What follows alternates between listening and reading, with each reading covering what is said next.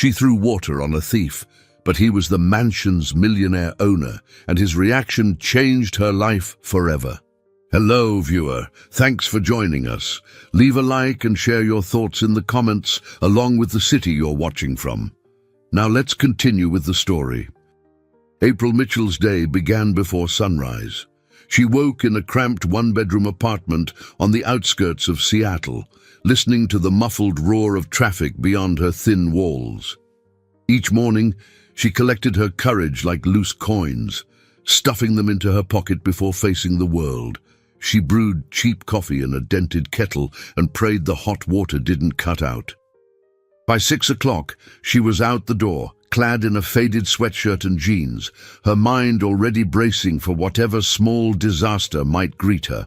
At 6:20, the first disaster arrived. Her landlord, Mr. Donovan, a burly man with thinning hair, cornered her in the narrow hallway.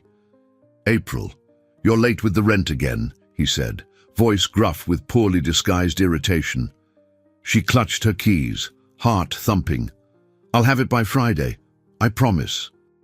"I just need my paycheck to clear." He studied her face, then sighed. "I've heard that promise before." April forced a small grin, even though the weight on her chest felt heavier by the second. "Yes, but this time I mean it." She hurried past him, stepping onto the sidewalk where the early morning chill bit at her cheeks. Her beat-up Honda waited under a flickering street lamp. She climbed in, turned the key, and offered the engine a silent prayer. It sputtered, coughed, and then roared to life. Relief washed over her. Something had gone right. Her route wound through streets that grew progressively more affluent, the houses taller and greener, until she reached the gated community where she worked as a cleaner in one of the largest mansions around. Normally, she approached this job with a stoic acceptance. After all, it was a paycheck. But that morning, a sense of dread twisted in her stomach. She felt on edge, as if an invisible clock ticked ominously, counting down to something she couldn't name. Walking through the grand front gates never got easier. The security guard, Willis, recognized her and offered a polite nod. She waved back, balancing her cleaning supplies in one arm. "Busy day ahead?" he asked, raising an eyebrow at the arsenal of mops and sprays. "You have no idea," she replied, forcing a laugh she didn't feel. Inside, the mansion's marble floors gleamed under the overhead lights. It was almost too polished, too perfect, like a glossy magazine spread come to life. April took a deep breath. At least in these early hours, the house was silent. She'd rarely met the owner in person. She only knew his name was Nolan Sanders and that he was rumored to travel constantly. The few times their paths might have crossed, the staff told her he was in Europe or Hawaii or some other distant place. She didn't mind. Having no watchful eyes on her was a blessing. She walked into the East Wing corridor, which housed a series of lounge rooms adorned with expensive artwork. This was her usual territory. She turned on the lights, set down her cleaning kit, and rolled up her sleeves. For a moment, she allowed herself to daydream of living in a place like this. No rusted faucets, no angry landlords, no expired coupons stuffed into a wallet. The corners of her mouth tugged into a wistful smile. Breaking the quiet, her friend and fellow cleaner, Mariam, appeared. She was a petite woman with quick hands and an even quicker wit. "You're here early," Mariam said, pushing a wheeled cart of cleaning supplies. April shrugged. "Needed the extra hours, Mr. Donovan's not exactly patient about the rent." Mariam clicked her tongue. "I get it. My own landlord is about as flexible as a steel beam." They shared a tired laugh. Working together brought a sense of camaraderie that helped dull the sting of polishing floors for people who never bothered to learn their names. With Mariam's help, the morning's chores flew by, dusting the chandeliers, vacuuming the plush rugs, wiping the massive windows that overlooked a meticulously landscaped garden. By mid-afternoon, the sun filtered through those spotless panes, lighting the place with a gentle glow. April paused at the window, glancing at the orchard beyond. Even from inside, she could smell the faint perfume of spring blossoms. The mansion, for all its grandeur, felt empty, like a stage set for a play that rarely saw actors. It made her curious about the man who owned it. Did he ever actually live here? Just then, Mariam popped her head into the room. "I'm headed out early. The manager said you're good to close up. Think you can handle the evening shift alone?" April offered a confident nod. "Sure thing." Alone in the still corridors, she couldn't shake the feeling that something was about to happen. The air felt charged, as if waiting for a storm. She tried to shrug it off, focusing instead on the last of her tasks, cleaning a small library near the back of the house. The hush in that room was almost sacred. Floor-to-ceiling shelves lined the walls, filled with books in pristine condition. "Lucky man," she murmured, imagining what it would be like to pick any title and read, uninterrupted for hours. She carefully dusted the shelves, one by one. And as the clock ticked closer to evening, an uneasy anticipation coiled in her gut. She told herself she was just tired, that the real storm was her landlord's threats, but sometimes storms come in unexpected forms. Nightfall brought a quiet tension to the mansion. April's sneakers squeaked faintly on the polished floors as she gathered her belongings. She'd finished every chore on her list, triple-checking each room. Despite the near silence, her thoughts buzzed with countless worries. Rent deadlines, the cost of car repairs, and whether she might have to pick up yet another cleaning job. A single overhead light glowed in the main foyer, casting elongated shadows. April reached the front door and paused. Something felt off, like an unspoken presence pressed against her shoulders. "Relax," she muttered under her breath. "Don't start imagining ghosts." She spotted a small envelope resting on the side table by the entrance. Her name was scrawled in bold letters across the front. Curious, she opened it. It was a brief note from the estate manager. "Additional cleaning needed in the upstairs guest suite. Please handle first thing tomorrow," she sighed. More work, more hours, but also more pay. She tucked the note into her pocket, grateful for the chance to earn a bit extra. Stepping outside, the chill air snapped her back to reality. She walked to her car, inhaling the crisp evening breeze. Before she could open the driver's door, her phone vibrated. "Hello," she answered. Pressing the device to her ear, a tired male voice filled the line. "April, it's me, Eric." Her heart skipped a beat. Eric was her ex-boyfriend who'd left a year ago, chasing some half-baked dream of making it big in Los Angeles. She cleared her throat. "Why are you calling?" He hesitated. I was in town. Wanted to see if you were okay. I heard you were struggling with rent." April bristled. "I'm handling it," she replied curtly. "Thanks for asking," Eric sighed. "If you need anything, I don't." She cut him off.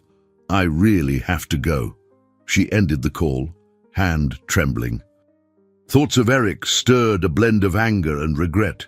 She had loved him once, but he'd chosen his ambitions over their relationship.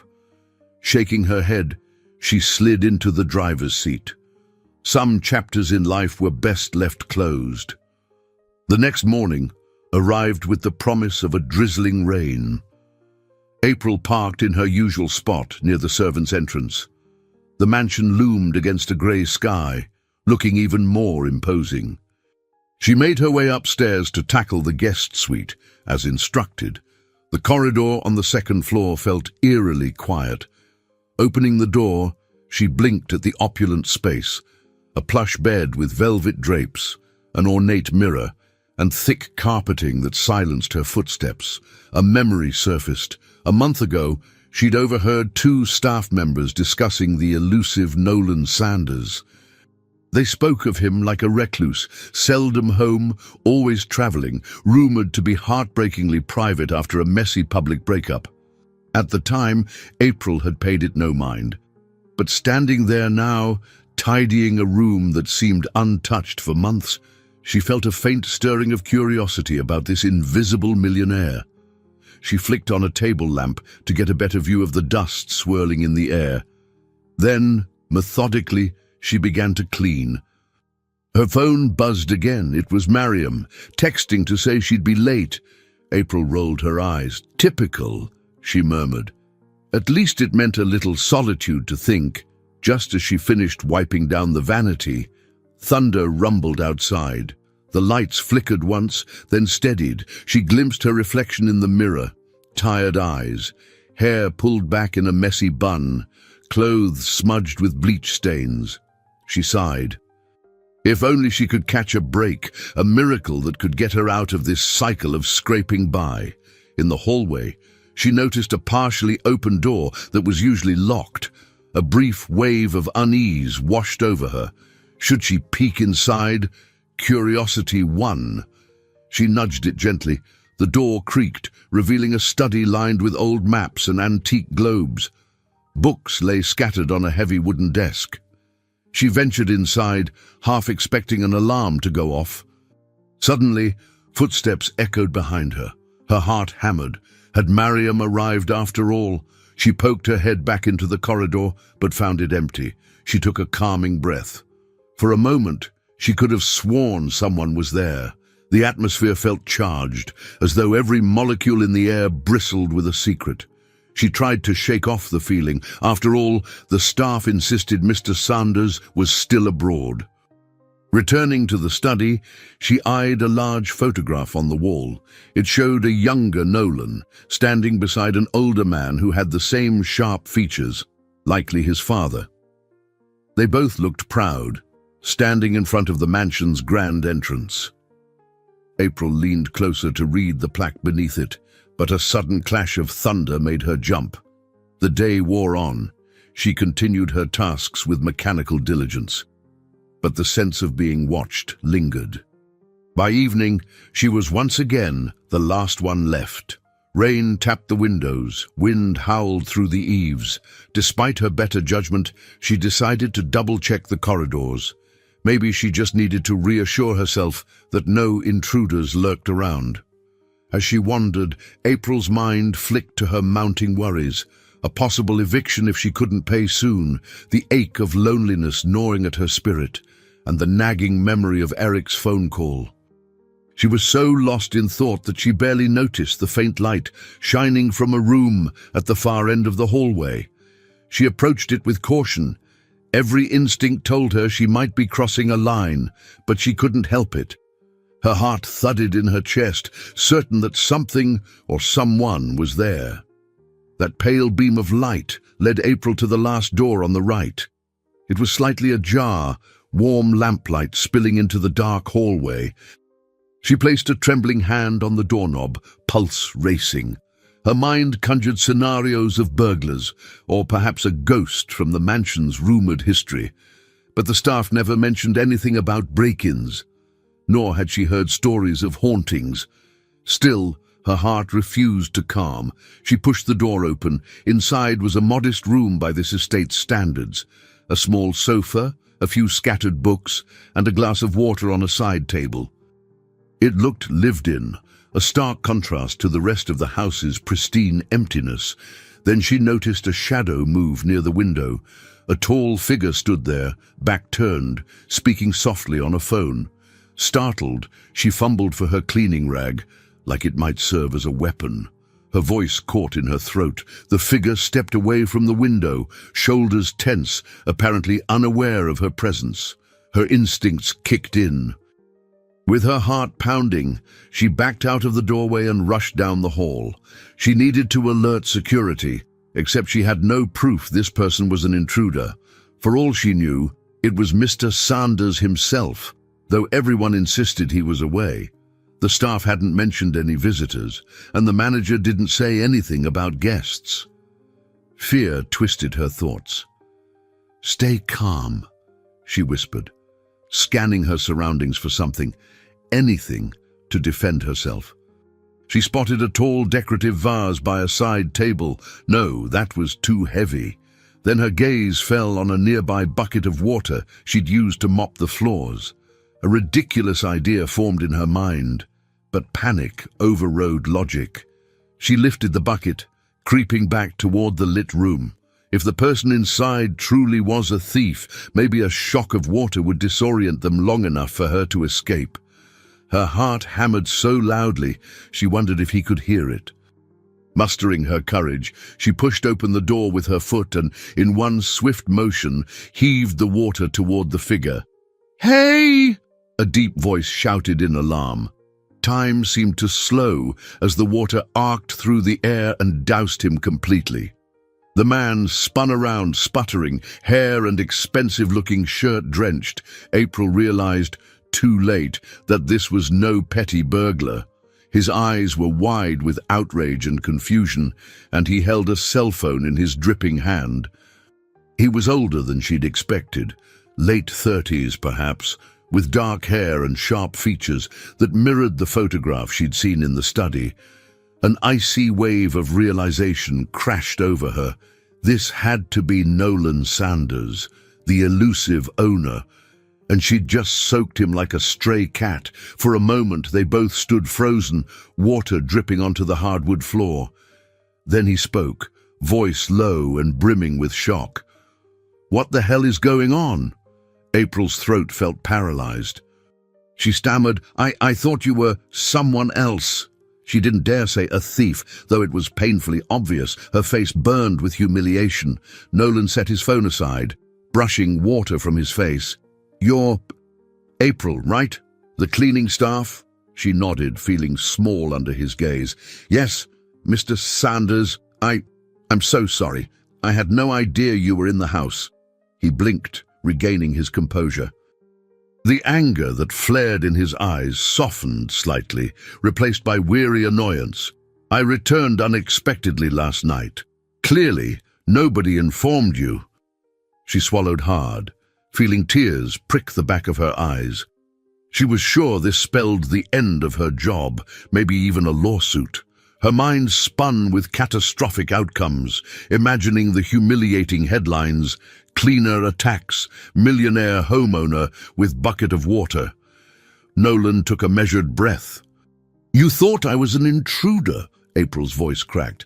"Well, the staff said you were out of the country. I heard noises. I was afraid." She trailed off, overwhelmed by shame. He ran a hand through his soaked hair, water flicking in all directions. Then, unexpectedly, a faint smile ghosted his lips. "That's quite the welcome home." Relief and mortification warred in her stomach. "I'm really sorry," she repeated, cheeks flushing. "I'll pay for any damages." "The floor," he held up a hand. "Don't worry about the floor. That's the least of my concerns right now." He retrieved a towel from a nearby closet, patting his face dry. "But next time, maybe a hello would suffice." She wanted to melt through the floor. "Yes, of course." Her voice was tiny. Should I leave?" Nolan regarded her for a long moment, as if weighing her question. He seemed oddly calm, considering the circumstances. "No, it's fine. This was just an accident. Let's chalk it up to poor communication." April nodded, clutching the empty bucket. I'll go get some towels for the floor. "Again, Mr. Sanders, I'm sorry. It won't happen again." Before he could respond, she fled the room in a storm of embarrassment. Her legs trembled as she hurried down the corridor. Any hope she'd had of staying invisible was gone. She had soaked the man who paid her salary. That single moment would forever stand out as the pinnacle of her personal misfortune, or so she believed. In the safety of a linen closet, she pressed her forehead against a shelf, lungs struggling to fill with air. Even if he let her keep her job, this shame would haunt her for ages, and something else simmered beneath her panic. The intensity in his gaze, the faint humor that glimmered in his eyes once the shock wore off. She couldn't name the emotion that settled over her now. It felt bigger than mere relief, tinged with an electricity that made her heart pound for reasons beyond fear. She forced herself to calm down, collecting fresh towels. When she returned, Nolan was on the phone again, his tone brisk and irritated as he demanded updates from some business associate. He caught her eye and shook his head, as though to say, "We'll talk later." She quickly mopped up the water, cleaning the floor in mortified silence. Eventually, she crept out of the room, leaving him to his conversation. Every cell in her body was screaming at her to run and never return, but she needed this job. And after that humiliating fiasco, she would do anything to keep it. Little did she know, the ties they had just forged, though forged in the most awkward way possible, would set her life on a course she could never have predicted. By the next morning, rumors circulated among the mansion staff. Most had heard that April accidentally drenched Mr. Sanders, but the versions varied wildly. Some joked she'd saved him from a fire, others claimed she had a panic attack. April endured the teasing with burning cheeks, but no one seemed outright malicious. In fact, Mariam's laughter rang out when she heard the story. "Oh, April," she giggled, wiping a tear from her eye. "If you wanted to get his attention, there are simpler ways," April groaned. "Don't start. It was horrible. I can't believe he didn't fire me on the spot." Maybe he was too shocked. Mariam's laughter subsided. "But if he's letting it slide, maybe he's not as cold as people say." April shrugged, her stomach still in knots. She'd glimpsed more than just shock in Nolan's eyes. There was a depth there, something complicated, but she had no intention of analyzing it. Survival first, curiosity later. She couldn't afford to lose this job. Midway through her shift, she spotted Nolan in the hallway, conferring with the estate manager. He was dressed in a crisp, charcoal suit, hair neatly combed. No evidence remained of the watery incident. He nodded curtly to the manager, then turned to lock eyes with April.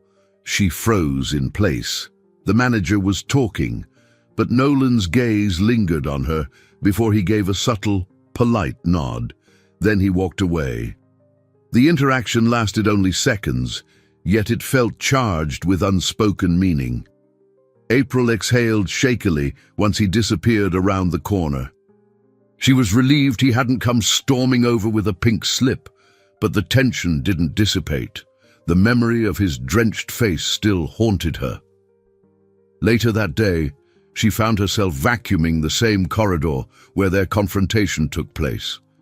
Each time she looked at the door, her nerves flared. Finally, she decided to confide in Mariam. "I need to apologize again," April said, winding up the vacuum cord. "I need to do something formal. Maybe write a note or bake cookies. I'm not sure." "Cookies?" Mariam snorted. "You think he eats homemade cookies? The guy's a millionaire. He probably has a personal chef who uses ingredients I've never even heard of." April managed a half smile. "Yeah, you're right. Maybe just a face-to-face apology. Then..." She got her chance sooner than expected. Around lunchtime, she found Nolan alone in the large dining room. He was leaning over a tablet, scanning something with an air of annoyance. April gathered her courage and cleared her throat. He looked up. "April." Mr. Sanders," she began, forcing herself to meet his gaze. "I wanted to say thank you for not firing me, and I'm sorry again for what happened." He studied her for a moment, then set aside the tablet. "Apology accepted, but let's make sure that doesn't become a regular occurrence." "Yes." She gave a nervous laugh. "Definitely not. I promise." She turned to leave, but he spoke again. "I won't be here long, just a few weeks. I have business to settle. But while I'm around, do you mind being assigned to the main house? I prefer consistency, and you're clearly thorough in your work." Her stomach fluttered at the compliment. He was asking her to remain close, essentially. It felt both an honor And a test. Of course. I'd be happy to, he nodded, returning his attention to the tablet. She left, heart thumping, half terrified she might spill water on him again. Yet a part of her was oddly excited to see more of this reclusive man, whose eyes seemed to hold entire stories behind them. That evening, Mariam cornered her. He wants you as the primary cleaner in his personal quarters. Wow, that's big news. April folded a stack of towels, avoiding eye contact. It's just a job. Nothing more. Mariam's grin was mischievous. Sure it is, but be careful. Rumor has it that the last time Mr. Sanders stayed here, one of the staff tried to get close, romantically, and was dismissed. He guards his privacy like a fortress. April frowned. I'm not trying to get close. I'm trying to keep my job. As the day wound down, April's thoughts swirled. She worried about crossing boundaries, especially since she was already under a spotlight. The fear of making another catastrophic mistake loomed large, but so did an undeniable spark of curiosity, even admiration. After clocking out, she sank into the driver's seat of her Honda, mind drifting to Nolan's guarded expression. He was a puzzle she had no real business trying to solve, yet she found herself wanting to know what weighed on him, why he seemed so lonely in a house full of luxuries. Her phone buzzed. Another text from Eric. She grimaced, ignoring it. She wasn't about to re-engage with past heartbreak, not when she had enough complications in the present. Still, the reminder unsettled her. Life had taught her that men with resources often had the power to hurt her worst. She couldn't afford another heartbreak or betrayal. Once home, April tried to relax. She made a modest dinner, macaroni and a canned pasta sauce, while thinking about the day's events. The memory of Nolan's faint smile lingered. She told herself that any interest she felt was purely human curiosity, nothing more. Tomorrow, she would show up, do her work, and go home. Simple as that. Yet as she curled up under a thin blanket that night, she couldn't shake the uneasy feeling that her life was on the verge of a shift she couldn't control. She thought of his eyes when they'd locked on hers, serious but not unkind. Then she shook off the thought with a sigh. Men like Nolan Sanders were out of her league in every way that mattered, and she was determined not to forget it. Somewhere in that silent apartment, her old phone blinked with Eric's unanswered messages. She'd deal with that later, or maybe never. For now, she needed rest. Morning dawned cool and overcast. April steeled herself for her new responsibilities. She parked in her usual spot and made her way to the main entrance. Willis, the security guard, greeted her with a playful wink. "Heard you gave the boss a free shower," he teased. April rolled her eyes, cheeks warming. "You too, Willis? Great." Inside, the estate manager, Mrs. Caldwell, handed April a detailed list of tasks focusing on Nolan's private living spaces, his bedroom, bathroom, and personal study. Mrs. Caldwell seemed polite but guarded, as though sizing April up. "Mr. Sanders asked for you specifically." "Don't disappoint," she said curtly. Her first stop was Nolan's bedroom. She knocked, waited, and only entered after hearing his muffled, "Come in." The room was spacious, yet surprisingly understated, warm earth tones, a simple king-sized bed, and floor-to-ceiling windows showcasing a view of the gardens. Nolan sat by a small desk, reading. He looked up when she entered. "Morning," he said in a calm tone. "Good morning," she replied, trying to keep her composure. She set about gathering towels, changing sheets, and dusting surfaces. The hush between them felt thick. She could sense his gaze on her occasionally, but he said nothing. Finally, she gathered her courage to speak. "If I'm in your way, let me know," she offered, carefully fluffing a pillow. He closed his book. "You're fine. I'm used to working around people." Still, her nerves prickled. She finished quickly, then moved on to his bathroom. There, she found little personal clutter, just a toothbrush, a razor, and a half-used bottle of cologne that smelled faintly of cedar. She tried to ignore the pang of curiosity about his habits, focusing on scrubbing the pristine countertops. Half an hour later, she wrapped up, stepping back into the bedroom. Nolan wasn't at the desk anymore. She heard movement by the windows. Turning, she found him standing near the glass, staring out at the cloudy sky.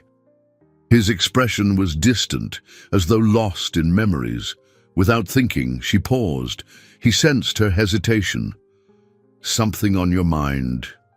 She bit her lip. "I was just wondering. It must be peaceful out there. The gardens, I mean." He looked over, eyes guarded. "It can be. Peace is relative, though." She nodded, unsure how to respond. In her experience, the absence of noise didn't always mean the absence of turmoil. Deciding not to overstay, she inclined her head politely and left. Her heart pounded as she headed to the study next, trying to quell the flutter in her chest.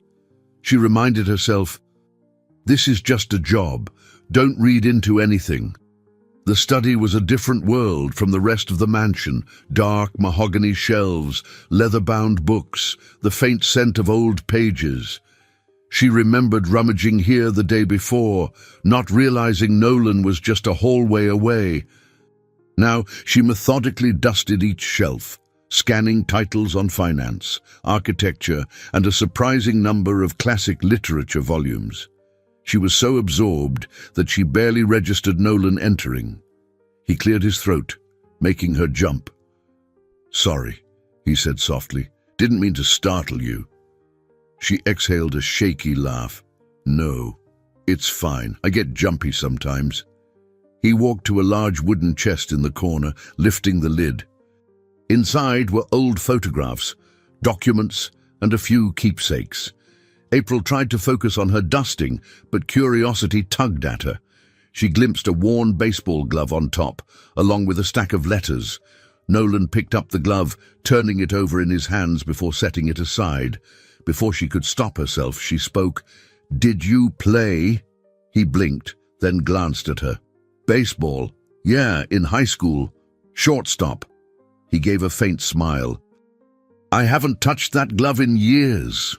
April paused her work. "Why'd you keep it?" He shrugged, a distant look in his eyes. "Memories of simpler times, I guess." An unexpected sense of kinship bloomed in April's chest. She knew too well how memories of the past could be both comforting and painful. The conversation hung in the air, a fragile bridge between them. He closed the chest, effectively shutting down the moment. "I'll be heading out for meetings soon," he said, as if reverting to formality. "If you have any issues, Mrs. Caldwell can handle them." She nodded. Understood. He left with a polite nod, and she exhaled. That fleeting openness vanished as quickly as it appeared, replaced by the professional distance of a wealthy employer. Still, she couldn't shake the notion that beneath his carefully constructed demeanor lay a thread of loneliness, much like her own. And for reasons she couldn't fully articulate, that realization unsettled her in the most curious way. By late afternoon, she finished her tasks. Stepping outside for a quick break, she spotted Nolan near the circular driveway, talking to a driver. The door of a sleek black car stood open. He handed a folder to the driver, then turned, catching sight of April. Their eyes met briefly before he climbed into the car and shut the door. A silent goodbye. She watched the vehicle glide away, feeling a subtle pang. At that moment, Mariam appeared, startling her. "Did you see that fancy ride?" Mariam teased. "Must be nice to be chauffeured everywhere." April forced a casual shrug. "Yeah, must be." The ache in her chest confused her. She had no logical reason to feel disappointed, yet she couldn't ignore the strange sense of connection that had flickered between them. She reminded herself that lines were drawn in bold marker between people like them. She was here to clean, he was here to live. Still, life had a way of redrawing lines without warning. That evening, she gathered her jacket from the staff room. She paused in front of the mirror, studying her reflection, a tired woman in her early 30s, hair tied back, wearing sensible sneakers. Her gaze flicked to a small bruise on her forearm, probably from bumping into a piece of furniture. She touched it lightly, thinking about how fragile everything seemed.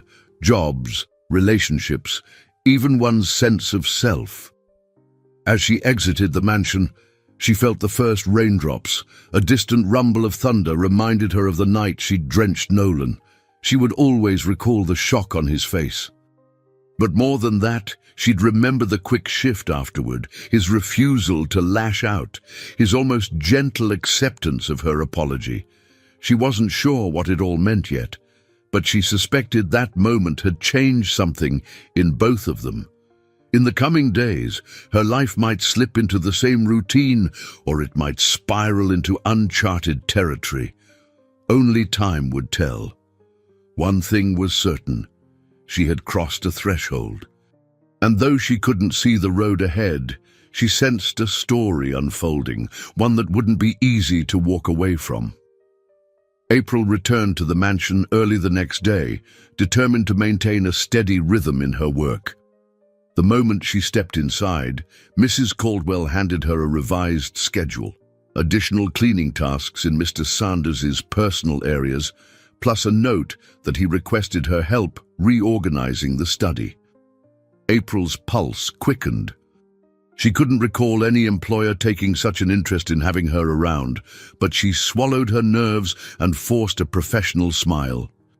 She began in the bedroom, exchanging the linens with swift, measured efficiency. Nolan was absent, likely at yet another meeting. The lingering hush reminded her of how easily one could feel lonely in a house this large. She found herself thinking about him more than she wanted, wondering how a person with so much could appear so guarded. Around mid-morning, Mariam sidled up to April while she was vacuuming the upstairs corridor. "I hear the boss man has you reorganizing his precious books," Mariam teased. "He must really trust you." April gave a half-smile, brushing back a stray lock of hair. "Either that, or he knows I won't run off with them," she joked. Then, more seriously, "Mariam, did you ever meet him before that bucket incident?" "Just once, in passing," Mariam said with a shrug. "He asked how my day was, then kept walking. He seemed polite but distant." That description lingered in April's mind. Polite but distant. She could see it. Moments of warmth flickered beneath his composed exterior, yet he never let them last. By noon, she was alone in the study, meticulously organizing shelves according to the color-coded system Mrs. Caldwell had scribbled out. She was standing on a short stepladder, reaching for a row of dusty tomes, when a voice startled her from behind. "Do you need help?" April nearly dropped the book in her hand. She turned to see Nolan in the doorway, tie loosened, jacket draped over his arm. She offered a flustered smile. "I'm fine, thanks. I've got a system." He nodded, stepping closer. "I can see that. I didn't mean to interrupt." She climbed down carefully, placing the book on a nearby table. "No interruption, just trying to figure out where everything goes." For a moment, neither spoke. Then Nolan cleared his throat. "I wanted to ask you something. I've decided to host a small gathering here next weekend, a business networking event, and I'd like to hire a few extra hands for the evening. If you're interested in earning some overtime, I'd appreciate your help coordinating the setup." April blinked, surprised at the personal invitation. "Me? But I'm just—" "You're not just anything," he interrupted quietly. "You're organized, reliable, and this house already runs smoother when you're on duty. I'd rather work with someone I trust." Warmth spread through her chest at his direct praise. She nodded. "Sure, I'd be happy to assist." Inside, she was already tallying how much the extra pay might help with her overdue rent. Nolan gave a grateful dip of his head. Good. Mrs. Caldwell will handle most of the details, but I'll expect you to coordinate with the caterers and keep track of the schedule. He paused, searching her expression. I realize it's above your usual cleaning duties, so I'll make sure you're compensated fairly. She mustered a relaxed smile. That's very generous. Thank you.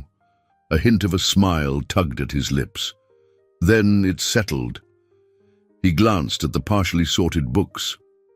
I'll leave you to it, unless you have any questions. Her heart hammered as she realized how close he stood. For a moment, she considered asking about his life, about the secrets in those boxes he kept in the corner. But she hesitated. No questions right now, she said softly. Nolan looked as though he might say more, but instead, he stepped back. All right, I'll let you finish up. He left the room with a polite nod, the air feeling strangely charged in his wake. April exhaled, touching her throat as if to steady her pulse. What was she doing? Allowing these small moments to get under her skin felt dangerous. She shook off the lingering tension and refocused on the shelves, aligning each book with careful precision. By late afternoon, she'd finished the reorganization, her mind buzzed with equal parts excitement and worry. Coordinating a formal event for wealthy business people was far beyond her usual routine of mopping floors and dusting chandeliers. Yet the promise of overtime pay was a godsend. She couldn't ignore the relief it brought, imagining Mr. Donovan's reaction when she finally handed him the full rent. Before clocking out, she found Mrs. Caldwell to confirm details for the event. The older woman's tone was crisp but not unkind. We'll have a walkthrough next Tuesday, she explained, scanning a clipboard. Caterers arrive at 3, florists at 4, guests at 7 sharp. Mr. Sanders said you'll handle on-site supervision. April nodded, trying to sound more confident than she felt. Yes, that's the plan. Then I'll give you direct contact with the vendors, Mrs. Caldwell replied. We're expecting about 30 guests, mostly investors and associates. No extravagant decor, just refined elegance. Mr. Sanders prefers subtlety. Refined elegance. Subtlety. April glanced down at her worn sneakers and plain t-shirt. She wondered if she even knew how to orchestrate an event that screamed sophistication. But the thought of stepping outside her comfort zone stirred a strange excitement in her gut. Late that evening, while sitting in her car before heading home, April tapped the steering wheel anxiously. Eric's texts still sat unread on her phone, each beep reminding her of a chapter she didn't want to reopen. Instead, she stared at the mansion's silhouette one last time, remembering the quiet intensity in Nolan's eyes when he said he trusted her. It was almost enough to make her believe in herself. Almost starting the engine, April vowed she wouldn't let fear stand in her way. She'd tackle this event, and who knew, maybe this would be the stepping stone to something better, even if it was just a stepping stone to peace of mind. Over the next few days, April's focus shifted from routine chores to event coordination. She spent mornings meeting vendors and afternoons double-checking inventories for linens, glassware, and decorations. In the midst of it all, she tried to maintain her usual cleaning schedule, which led to more interaction with Nolan than ever before. He'd pop into rooms to discuss flower arrangements or confirm the dinner menu, his manner polite but purposeful. One afternoon, she found him in the foyer, examining an arrangement of fresh lilies in a tall crystal vase. "These are too strong," he murmured, more to himself than to her. "I don't want anything overpowering when guests enter." April stepped closer, the soft fragrance curling around her. "I can ask the florist to switch them out, maybe hydrangeas or white roses." He looked at her thoughtfully. "That's a good idea. Roses might be too formal, though. Hydrangeas would bring a softer touch." She nodded, pulling out a small notepad to jot it down. "I'll handle it," she promised, slipping the notepad back into her pocket. Anything else you're not happy with? He hesitated. The lighting in the library might be too harsh. I'm planning a short presentation there, so maybe we can use warmer bulbs or table lamps. April found herself smiling at his attention to detail. I'll see what we can do. There was a moment of comfortable silence. Then Nolan tucked his hands into his pockets and gave her a thoughtful look. I appreciate your flexibility. These events can be stressful. She shifted on her feet. I'd imagine so. It's a lot of pressure, having all these big names under one roof. A flicker of tension crossed his features. Yes, well, let's just say some of my father's old associates will be here. They expect perfection. His voice tightened on that last word, as if perfection was both a goal and a burden. April didn't push for details. Something told her he had complicated feelings about his father's legacy. Instead, she offered a simple nod. We'll do our best. He seemed to appreciate her discretion, and with that unspoken bond, he returned to his study. April stood there for a moment, realizing she was starting to see cracks in Nolan's polished exterior. Beneath the measured politeness, there was vulnerability, a desire to prove something, perhaps, or to maintain a standard set long before he took ownership of this mansion. That evening, as April prepared to leave, she ran into Mariam by the main doors.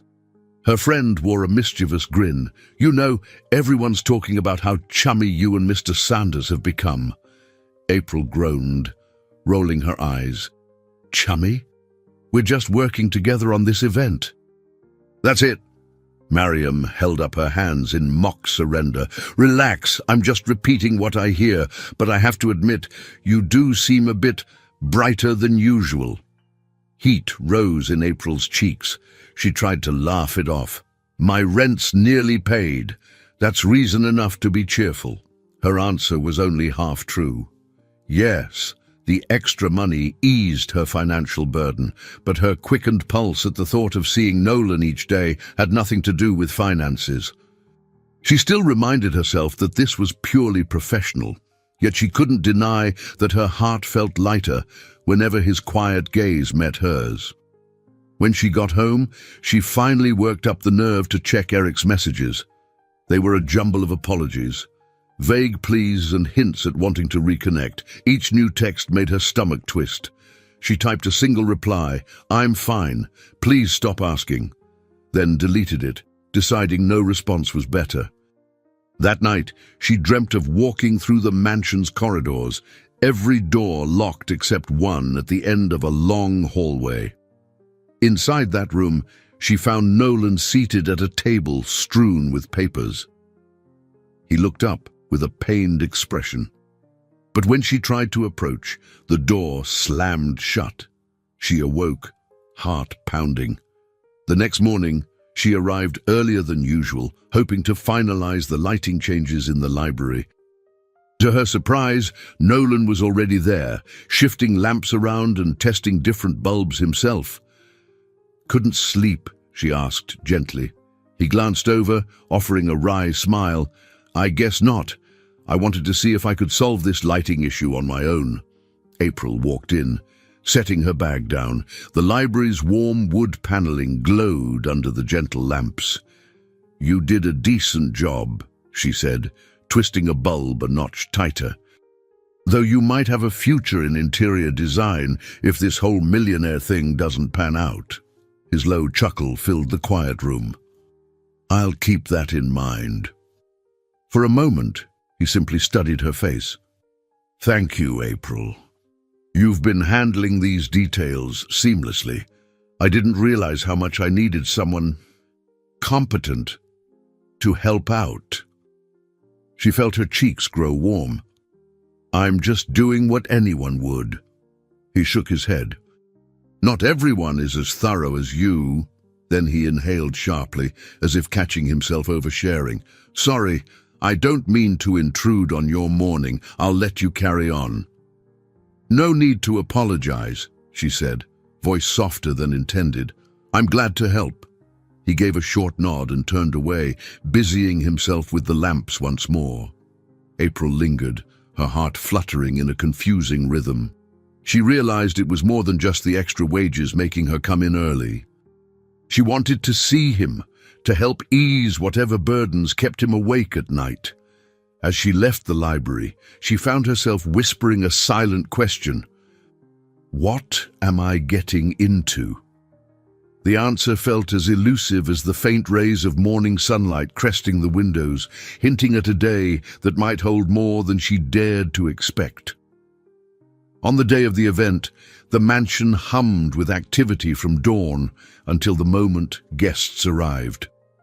Catering trucks lined the driveway, unloading crates of fine china and silverware. Florists dashed in and out with carefully balanced arrangements of soft-colored hydrangeas. April found herself directing traffic like a conductor, ensuring everything and everyone landed in the right place. Mariam helped set up tables in the foyer. "This is so fancy," she whispered, admiring the gold-rimmed plates. "How do you not break something by accident?" April laughed nervously, double-checking a centerpiece. "Don't jinx it. I'm stressed enough already." When evening fell, a subtle transformation took place. Gentle music played through hidden speakers, the lights in each corridor were dimmed to a warm glow, and flickering candles on polished tables created an elegant ambiance. April, dressed in a simple black dress, Mrs. Caldwell had insisted she wear, guided the final touches like a stage manager before opening night. Nolan arrived downstairs in a tailored suit, speaking quietly with a distinguished older man who seemed to command the room with a single glance. April guessed this must be one of his father's long-time associates. She couldn't catch their conversation, but she noticed the tension in Nolan's jaw, the way his eyes flickered with caution. "April," he called softly, beckoning her over. "Could you show Mr. Price to the seating area? He'll need a moment before the presentation." Mr. Price turned, flashing a polished smile that failed to mask a calculating gaze. "So, you're the assistant who's brought everything together?" he asked, voice dripping with a practiced charm. April forced a polite nod. "Just following orders, sir." "Right this way." She led him past a row of candlelit tables, aware of Nolan's watchful eyes behind her. Mr. Price surveyed the decor with an approving smirk, occasionally commenting on the old man's legacy. April gathered he was referring to Nolan's father, though she didn't dare pry. Once she'd settled Mr. Price, she hurried to check on the rest of the arriving guests. Women in sleek evening gowns glided through the foyer. Men in suits traded firm handshakes. Laughter, hushed conversations, and the clinking of champagne glasses filled the mansion. April managed to keep a calm facade, but inside, her heart pounded with the responsibility of ensuring nothing went wrong. Then, halfway through the night, a caterer rushed up to her. "We're short on wine glasses in the dining room," he hissed, eyes wide with panic. April's stomach lurched. She quickly scanned the staff in the vicinity. Mariam was busy directing servers, so April sprinted to the kitchen, rummaging through crates until she found a stash of extra glasses. Balancing them carefully, she wove through the crowd. On her way, she nearly collided with Mr. Price. He arched an eyebrow, stepping aside at the last second. "Watch your step, dear." "Sorry," she breathed, relieved that none of the glasses shattered. She hurried on, distributing them to the wide-eyed servers. By the time she finished, a thin sheen of sweat covered her brow. She took a moment in a quiet corner to catch her breath. A warm voice murmured behind her, "You're doing an excellent job." She spun around to find Nolan, a hint of a smile playing on his lips. "Oh, Mr. Sanders, I didn't see you there." "Nolan," he corrected gently, glancing at the tray of now empty glasses. "Relax for a second. Everything seems to be running smoothly thanks to you." She let out a shaky laugh. "I'm just glad I haven't dropped any plates yet." He chuckled, and for a moment they shared a quiet camaraderie. April's gaze flicked to his suit. How it fit him perfectly, the faint scent of his cologne, a subtle blend of cedar and spice. She felt an unexpected pang of admiration. Then she noticed the line of worry on his brow. "How are you holding up?" she ventured. He considered her question, then sighed. "I'm fine. It's just a lot of old ghosts in the room. People who knew my father, who expect me to fill his shoes. Not exactly relaxing." Gently, she touched his arm in a moment of empathy, then froze, realizing how intimate the gesture felt. "You're doing fine, too, for what it's worth." He glanced down at her hand, but didn't pull away. Instead, a grateful softness entered his eyes. "Thank you," he whispered. "That does mean something." An abrupt burst of laughter from the dining area broke the moment. Nolan straightened, clearing his throat. "I'd better circulate. Will you be around if I need you?" April nodded, returning to her professional stance. "Absolutely." With a lingering look, he returned to the throng of guests. She stood there a moment longer, heart fluttering like the candle flames around them. She couldn't ignore the tightening in her chest whenever she caught his gaze, nor the gentle undercurrent of kindness that passed between them. By night's end, the event wrapped up with a short toast from Nolan, thanking everyone for coming. The applause was polite, the conversation subdued yet harmonious. As guests trickled out, April saw Mr. Price give Nolan a firm handshake, leaning in to whisper something. Nolan's expression was unreadable, but he nodded. Then Mr. Price departed into the rainy darkness outside.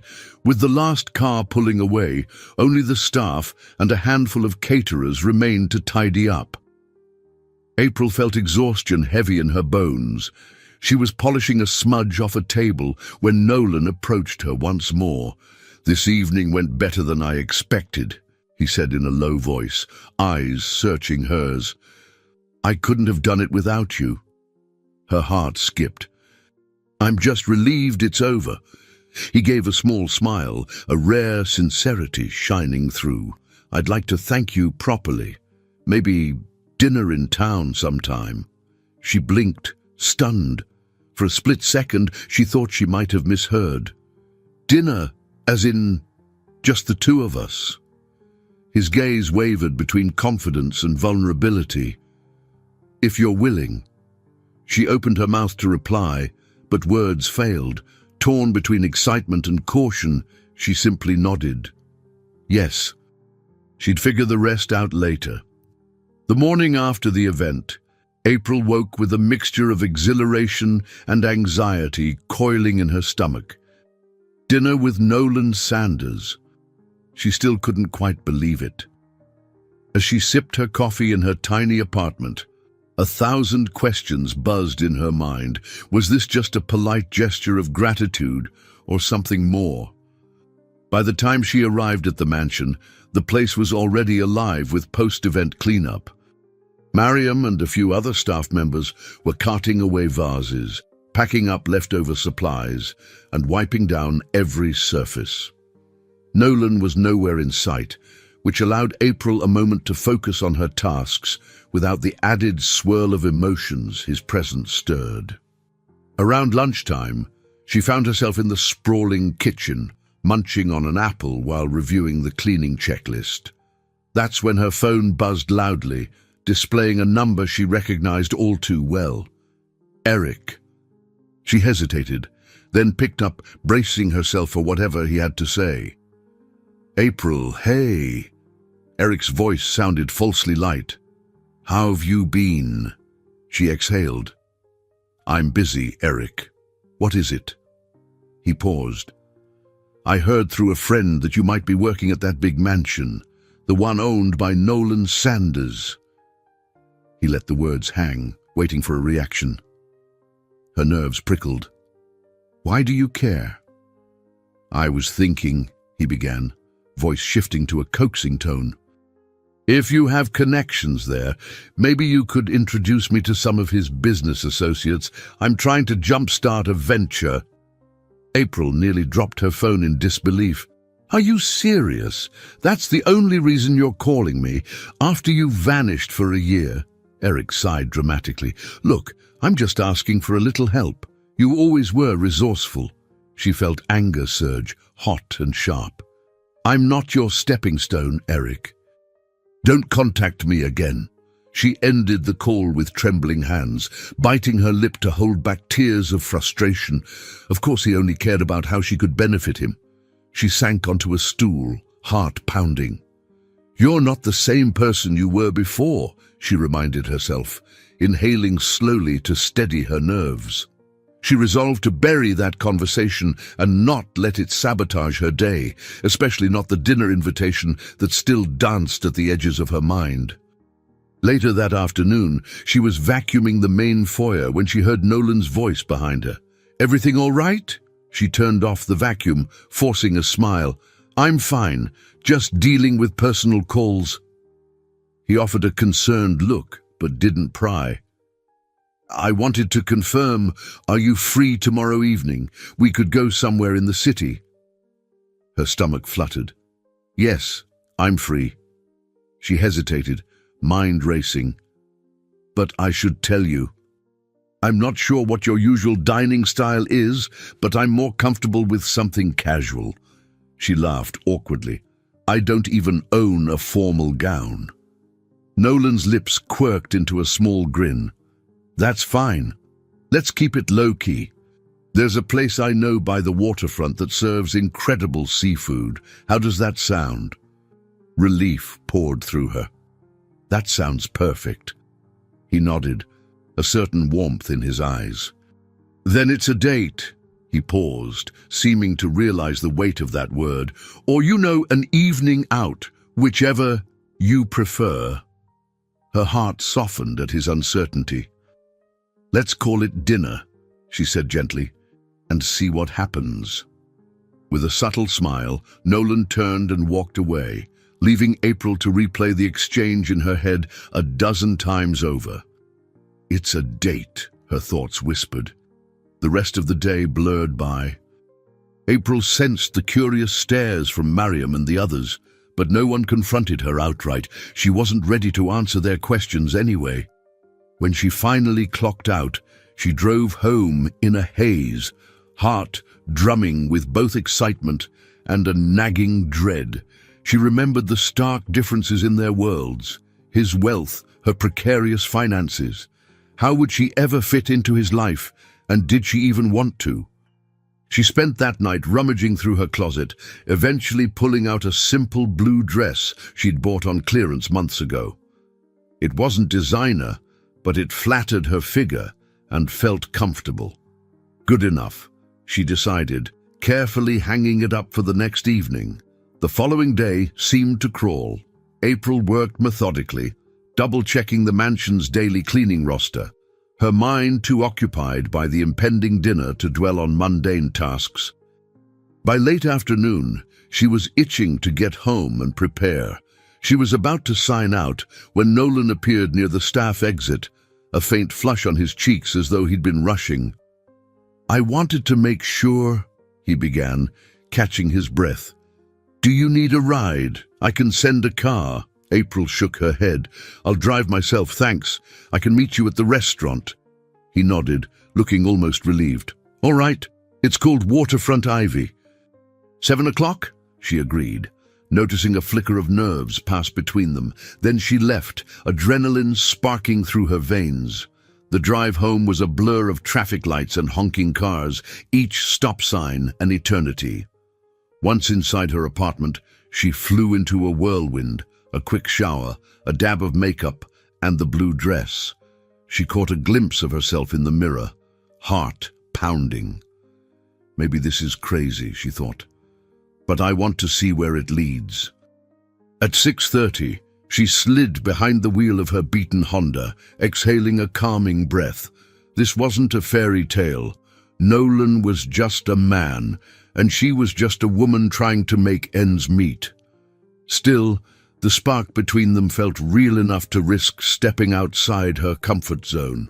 As she turned onto the main road leading into the city, she allowed a tentative sense of hope to blossom in her chest. She didn't know if dinner would change anything, but for the first time in a long while, she felt like she had permission to explore something more than survival. Her phone buzzed. Mariam wishing her luck. April smiled, focusing on the darkening sky ahead. We'll see where the night takes me, she thought, pressing a little harder on the gas. The waterfront Ivy sat perched on a quiet stretch of Seattle's harbor, an elegant yet unpretentious restaurant with strings of soft lights leading to its entrance. When April arrived, she parked in a small public lot nearby, nerves fluttering in her stomach like restless birds. The evening air carried the tang of salt water, and the rhythmic lap of waves provided a soothing undercurrent to her anxiety. She hesitated at the door, half expecting a sudden flash of paparazzi or high society patrons turning to stare. But inside, she found a cozy atmosphere of flickering candles and gentle laughter. A courteous hostess greeted her with a smile. "Are you meeting someone?" "Yes," April said, cheeks warming. "Nolan Sanders." The hostess's face lit with recognition. "He's already seated. Follow me, please." She wove through the softly lit dining area, heart pounding. She spotted Nolan at a corner table by a large window overlooking the water. He stood as she approached, looking equal parts dashing and apprehensive in a dark blazer and open-collared shirt. The glow of the nearby candles cast warm shadows on his face. "You came," he said quietly, relief evident in his voice. April managed a small laugh. "Was there a chance I wouldn't?" He shrugged, pulling out her chair. "I wasn't entirely sure. I know I can be." Intimidating. She smoothed her dress, sitting down. "Maybe a little. But I'm here, so let's see how it goes." He smiled, taking his seat again. For a moment, they both simply breathed, letting the soft clink of silverware and murmured conversation fill the space. A waiter arrived, presenting menus and describing the day's specials. April glanced at the elegant listings, suddenly aware of the price tags. She swallowed, determined not to let finances spoil the evening. Nolan caught her hesitation and touched her hand lightly. "My treat," he assured her, voice gentle. "Order whatever you like." She glanced up, meeting his gaze. "Thank you," she said softly, deciding on a simple seafood risotto. Nolan ordered grilled salmon, adding a bottle of white wine to share. Once the waiter left, April noticed Nolan studying her face with a certain intensity, as if he was seeing her for the first time outside the mansion's polished walls. "So," she began, trying to break the tension, "how does it feel to be out of your fortress for a night?" He chuckled. "A little strange, to be honest. I'm used to business dinners, formal events.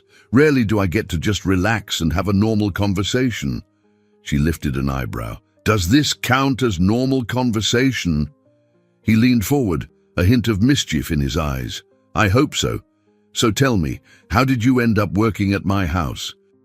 And clearly you're capable of much more than cleaning floors." She bristled slightly, but saw there was no insult intended.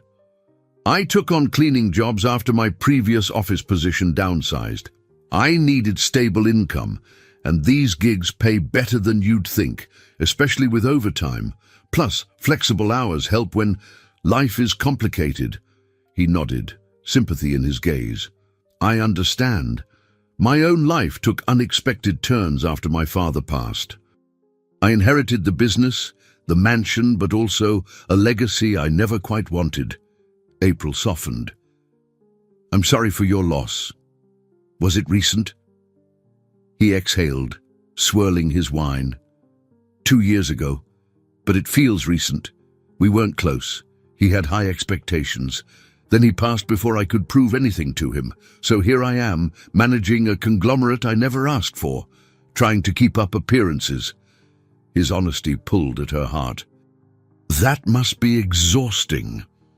"It is," he admitted. "That's why I travel so often. Sometimes I need to escape the weight of it all." Their meals arrived, temporarily halting the conversation.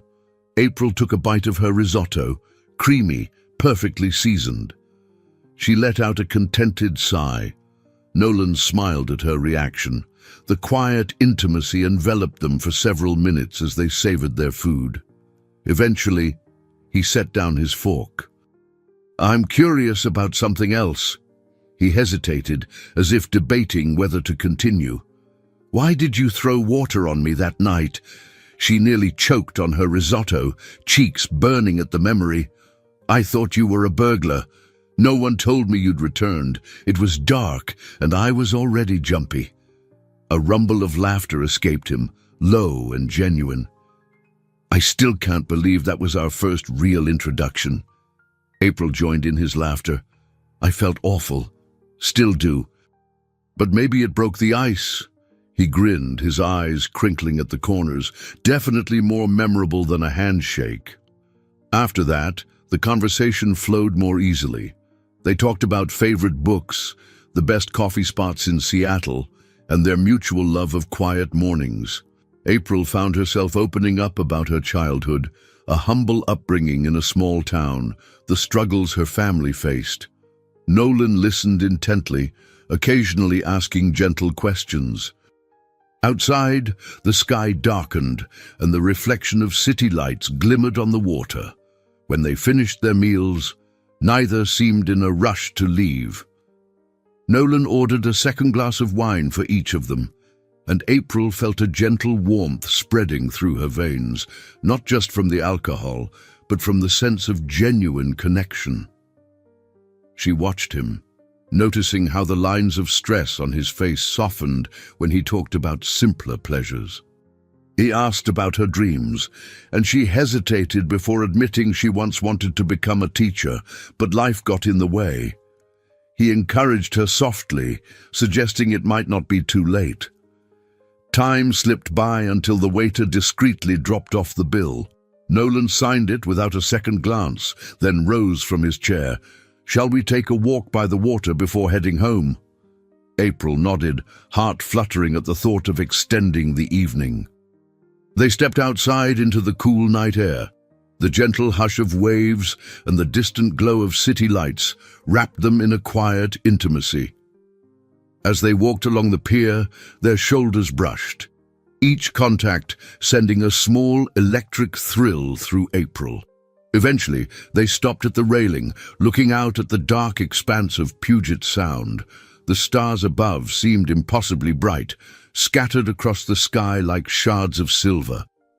Nolan slipped his hand into hers, tentative and warm. She let him, leaning against his shoulder with a contented sigh. "Thanks for tonight," she murmured, voice barely audible over the lap of water. He turned slightly, pressing his cheek to her hair. "Thank you for saying yes." In that moment, under the same stars, it felt like the distance between their worlds had shrunk, if only for one perfect night. And though neither dared to say what might come next, they both felt the quiet promise in the air, shining as brightly as the lights reflected on the surface of the water. April woke the next morning with a lingering sense of warmth, her mind still replaying the gentle press of Nolan's hand in hers by the water, but reality intruded swiftly as a series of texts from her landlord flashed across her phone. Mr. Donovan wanted final confirmation on her outstanding rent. She was nearly paid up, but not completely. She sighed, rolling out of bed to get ready for work. At the mansion, she dove back into her usual tasks. She hadn't expected to see Nolan right away, assuming he'd be sleeping in after their late night, but there he was, pacing the foyer in a tense phone call when she entered. "Yes, I'm fully aware," he muttered into the phone, brow furrowed. "But I need those reports by tomorrow if this deal is going to work." He paused, listening, then exhaled sharply. "Fine. Keep me updated."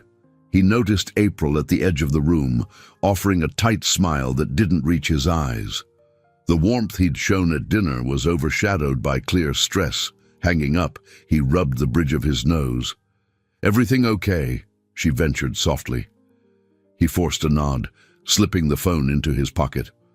Work issues. Merging a branch of the company with a new partner. I'm under a lot of pressure to prove myself. April stepped closer, keeping her voice low. If there's anything I can do... His eyes flickered with appreciation. I'll manage, but thank you. He touched her elbow lightly, then let go. I might be preoccupied the next few days. She forced a small smile. I understand. He nodded and strode away, leaving her with a sense of unease. Something about his demeanor felt heavier than usual, like a storm gathering at the horizon. She tried to shrug it off, focusing on her duties. Yet part of her wanted to find him later, to ask if dinner had changed things, or if it was simply the demands of his world pulling him back. Late that afternoon, April retreated to the staff kitchen for a break. Mariam joined her, offering a sympathetic look. You seem worried. Did you and Mr. Sanders have a fight? April shook her head, keeping her voice down. No fight, just tension. He's got a lot on his plate. Mariam raised an eyebrow but didn't press further. Well, if you need a distraction, you might want to see what's going on out front. Confused, April followed Mariam to the main entrance. Through the floor-to-ceiling windows, she spotted a sleek black car idling near the fountain. Stepping outside, she recognized Eric leaning against the passenger door, arms folded, casual as if he belonged there. Her stomach lurched. She approached him, voice clipped. What are you doing here? Eric smirked, pushing off the car. He was dressed in a stylish jacket and jeans, clearly trying to appear confident. Just thought I'd drop by and say hi. Maybe check out the place. She folded her arms. You're not allowed here without permission. This is private property. He cocked his head. Word on the street is you're getting cozy with the big boss, Nolan Sanders. You two together now? Or do you just handle his personal chores in exchange for a paycheck? Anger flared in her chest. My personal life is none of your business. Eric shrugged, eyes sweeping over the mansion. You might be interested in a little proposition. I've got a startup idea, could be huge with the right investors. And guess who has easy access to some of the biggest wallets in town? April's voice trembled with rage. So this is why you keep calling. You want me to play middleman for your schemes. He lifted his palms. Don't be so dramatic. You know we were good once. Help me out and I'll keep quiet about our past. I'm sure the tabloids would love a story about a billionaire's new flame and her shady ex. April's heart pounded. That's blackmail. Call it what you want, Eric said, a smug smile twisting his lips. If you scratch my back, I scratch yours. We both come out winners. She glared at him, fists clenched. Leave now, or I'll call security. He shrugged. I'll go for now, but think about it. You have my number. Sliding into his car, he revved the engine and tore off, leaving her shaking on the driveway. Inside, Mariam rushed to her side. April. What was that about? She pressed her lips together, tears threatening. Eric wants me to arrange an introduction to Nolan's investors. He basically implied he'd drag my name through the mud if I don't.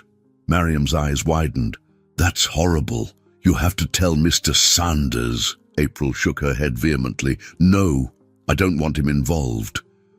He's already dealing with enough and I can't burden him with my messy past. But if Eric keeps coming around, I'll handle it, April insisted, though she had no idea how the rest of the day passed in a blur. She avoided Nolan, partly out of fear that he'd sense her turmoil. By evening, she managed to slip away quietly, driving home with knuckles white on the steering wheel. She couldn't let Eric ruin everything she'd built, especially not her fragile new connection with Nolan. That night, she lay awake in her cramped bedroom, replaying Eric's threat in her mind. She felt torn between letting Nolan in on the problem and protecting him from more stress. The possibility of gossip or scandal threatened to unravel her. But she resolved to keep this battle her own, for now. Somewhere outside, a car alarm blared, jolting her out of her thoughts. She turned on her side, staring at the faint glow of streetlights leaking through the curtains. "I'll find a way," she told herself, hoping she could. The storm was brewing, and she felt it tightening around her like a vice, but she wasn't ready to let it tear her life apart. The next morning, April arrived at the mansion, still rattled by Eric's sudden appearance. She ducked into the laundry room, hoping to organize linens and clear her head. But not long after she started, Mrs. Caldwell found her, a worried crease between her brows. "April, Mr. Sanders asked to see you in the study. Now." Her heart skipped. "Is everything okay?" Mrs. Caldwell's expression remained neutral. "He didn't say, he just seemed tense."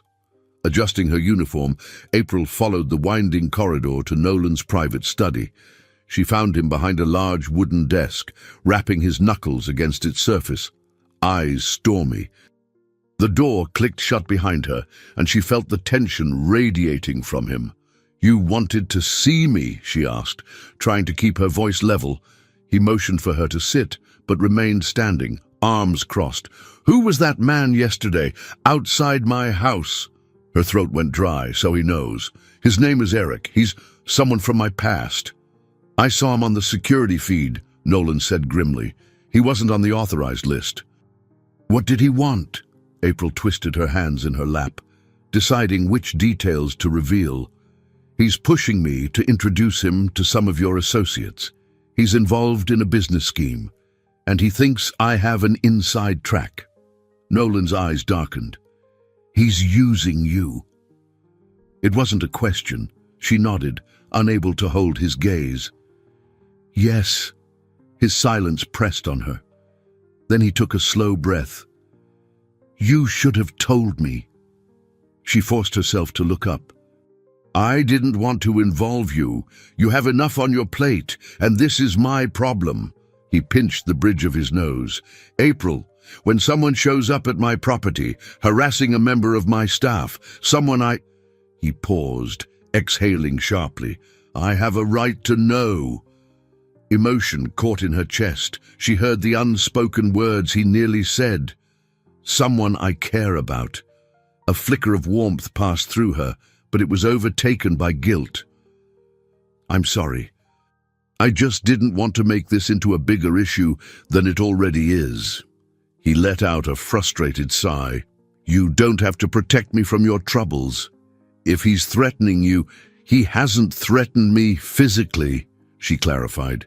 "He's just using pressure tactics. He wants to leverage my connection to you."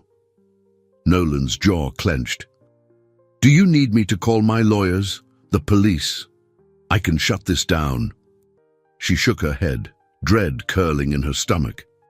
"If he sees you step in, it might escalate. He could go public with lies or half-truths. It could become a media mess for you."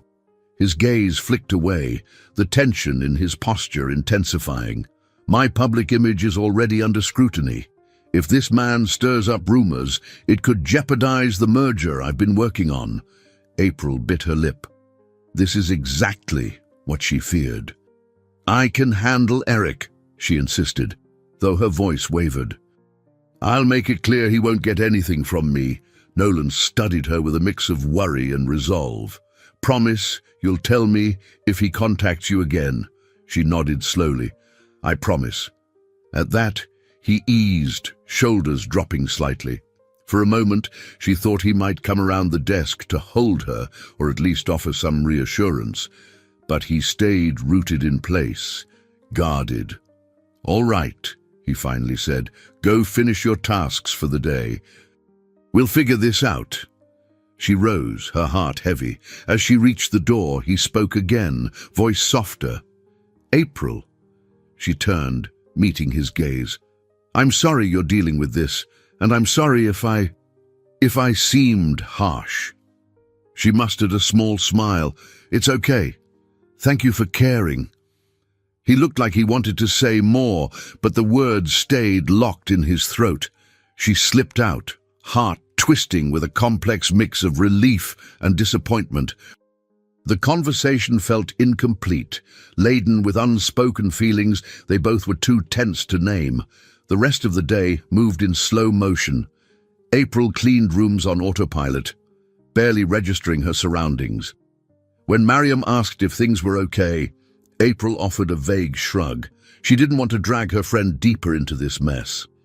Late in the afternoon, she stepped into the library to dust the shelves. The memory of reorganizing them with Nolan flashed in her mind, his quiet presence, the subtle chemistry crackling between them. Now, a leaden worry settled in her chest. Would Eric's interference ruin everything? She hated feeling vulnerable, hated that her past could rear up and sabotage her newfound hopes. Glancing out the window, she noticed storm clouds rolling across the Seattle skyline, matching the turmoil in her thoughts. She finished her cleaning, left the mansion without seeing Nolan again, and drove home under the first spatters of rain. The weather mirrored her mood perfectly. Unsettled, fraught, unpredictable. That night, she paced her small apartment, phone in hand, debating whether to text Nolan. A part of her yearned to check on him, to offer reassurance that Eric wouldn't succeed in causing chaos. But she sensed Nolan needed space. He wore stress like a second skin these days. She ended up tossing her phone onto the couch, leaning against the window to watch the rain slide down the glass. With each drop, she felt her own defenses eroding. She'd fought so hard to keep her past behind her, only for it to surge forward at the worst possible time. Maybe the ground beneath her and Nolan had never been stable. Maybe they'd built something fragile on faulty foundations. At some point in the darkness, she whispered a silent plea for calm. But outside, thunder rumbled, as though mocking her wish. It seemed this storm was only just beginning. The next few days passed in a tense fog. April tried to maintain a professional demeanor, yet worry gnawed at her from the inside. Eric's texts had gone silent, and the absence of his harassment somehow felt more ominous than its presence. Meanwhile, Nolan buried himself in meetings and phone calls, chasing final approvals for his merger. Their brief exchanges were polite yet distant, as if both were afraid of stepping onto treacherous, emotional ground. One afternoon, Mariam invited April to grab a quick coffee after work. Grateful for a break, April agreed. They wound up at a small cafe a few blocks from the mansion, settling into wooden chairs beside a fogged-up window. So, Mariam began, stirring sugar into her latte. "Are you gonna tell me what's going on with you and Nolan?" "I barely see you two talk anymore," April sighed, tracing the rim of her cup with a finger. "We talk. It's just complicated. He's busy, and I have personal stuff dragging me down. We're in this weird holding pattern." "You two had that magical evening at the waterfront," Mariam pressed gently. "He was practically glowing the next day. Everyone noticed. Then this Eric drama happened." April grimaced at the mention of his name. "Yes, and I don't know when he might pop back up." Mariam's eyes flickered with sympathy. "Does Nolan know the extent of what Eric's capable of?" "Not really," April admitted. "I told him enough to be cautious, but not the ugly details. I don't want to scare him off or derail his merger. He's already under so much pressure." Mariam sighed. "You can't handle this alone forever.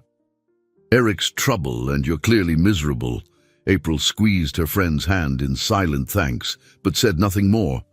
She didn't have a plan, only a persistent hope that Eric would lose interest and disappear. After they finished their coffees, April returned to her car, mind swirling. She wanted to text Nolan something comforting or casual, but found no words that felt right. Ultimately, she drove home in silence, feeling a heavy distance between them. The following morning, Mrs. Caldwell assigned April to polish the banisters and grand staircase in the main hall. Tedious work, but at least it kept her hands busy. Halfway through, Nolan emerged from his office, phone pressed to his ear. "Fine, let them file the paperwork," he said, tone clipped. "Yes, Mr. Price can sign off once I review the documents. No more delays." He ended the call, running a hand through his hair in frustration. April paused her polishing, summoning the courage to speak. "Everything okay?" He looked at her, tension etched around his eyes. "It will be, once this merger is finalized. I'm dealing with an old family friend, Mr. Price. Well, he was more of my father's friend. He's making last-minute demands." She noticed the faint tremor in his hand. "Sounds stressful." "That's an understatement," he muttered, then managed a small smile. "But I appreciate you asking," April swallowed. "I'm here if you need anything, even just to talk." His gaze softened. Stepping closer, he lowered his voice. "I'm sorry I've been distant.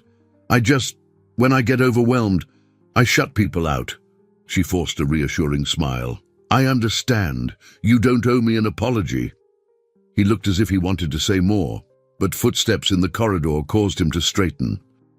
An assistant hurried by with a stack of folders, nodding respectfully at Nolan. He cleared his throat and stepped back, re-wearing his business composure. "We'll talk soon," he promised, then returned to his office. Though the exchange was brief, April felt a flicker of hope. Maybe they could find their way back to that easy warmth they'd shared. Yet as days wore on, the calm never came. Eric remained silent, a threat lurking just outside her line of sight. And Nolan seemed to be racing against time, finalizing deals, scheduling more business dinners, and avoiding fiascos that could sabotage his plans. One evening, close to quitting time, April gathered her cleaning supplies from a hallway cabinet when she heard voices emanating from the study. The door was partly open. She recognized Mr. Price's booming tone, the same man who'd attended Nolan's previous gathering. Curiosity piqued. She hesitated, not wanting to eavesdrop but too tempted to ignore the tension.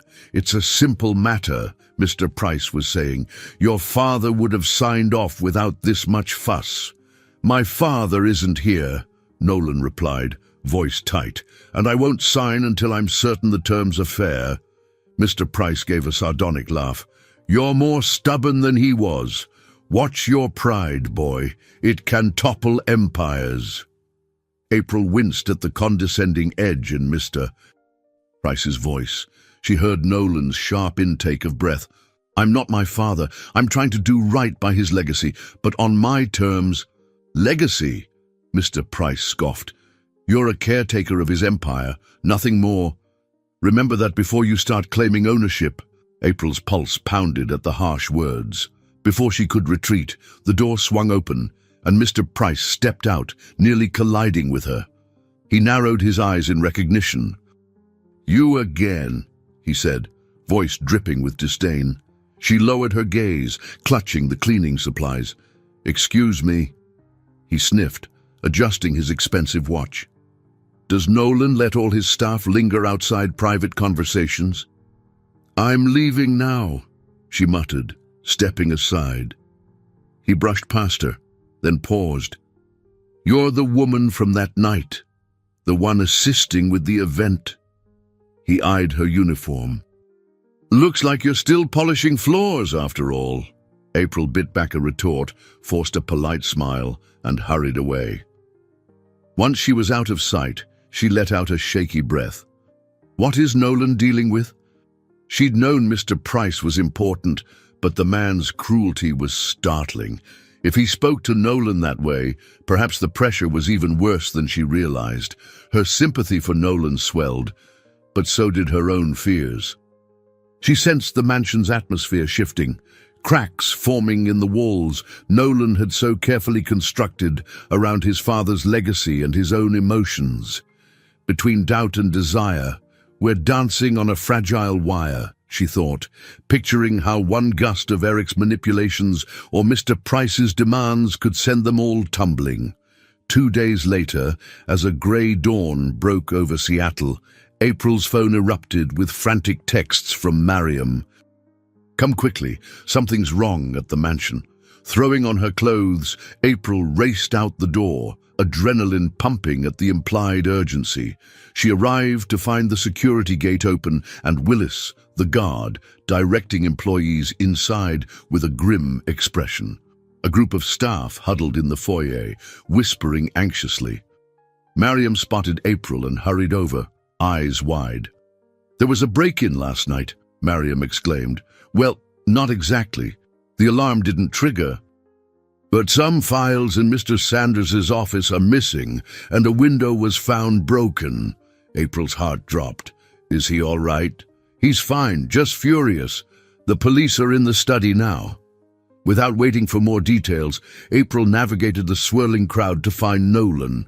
He stood near his desk, shoulders stiff, speaking with two uniformed officers. Shards of glass glittered by a broken window. The entire room felt ransacked, drawers pulled open, documents strewn across the floor. Nolan noticed her and motioned her over. His face was pale with anger and worry. "April, do you know if anyone suspicious has been around lately? Maybe after hours?" She swallowed hard, Eric's face flashing through her mind. Could he have done this? But she didn't want to accuse him without proof. "I'm not sure," she said carefully. "Yesterday was normal. I left around 6. Willis locked up as usual. One of the officers, a broad-shouldered man in his 40s, cleared his throat. "We'll need a list of potential suspects. Anyone with a grudge, a motive, former employees or visitors." Nolan nodded grimly. "I'll provide whatever you need." He turned to April, voice quieter. "Important files are gone. Merger documents, personal letters. Whoever did this knew exactly what to take." Her stomach twisted. If Eric was responsible, this was far more serious than blackmail. She touched Nolan's arm gently. "I'm sorry. I'll help however I can." He gave her a grateful, if distracted, glance. Then the police continued their questions, pressing him for details. April stepped back, scanning the chaos. A disquieting possibility gnawed at her. Maybe Eric had discovered something in those papers that could boost his scheme or sabotage Nolan. As the day wore on, tension gripped the mansion. The staff moved quietly, cleaning up shattered glass and rummaged items. Nolan barricaded himself in the study, trying to salvage what remained of his records. Mr. Price arrived in a swirl of icy frustration, berating Nolan for his carelessness. April overheard them arguing in the hallway. "This fiasco puts our entire deal in jeopardy," Mr. Price spat. "Investors hate instability."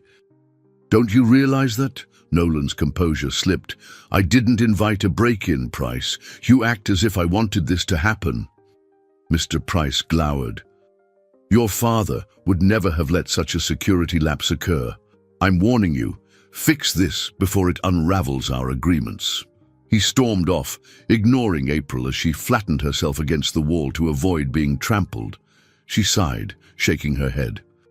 Nolan was under siege from all directions, and she felt powerless to help.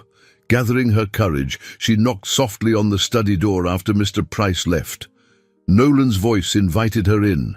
He looked up from a mess of folders, eyes rimmed with exhaustion.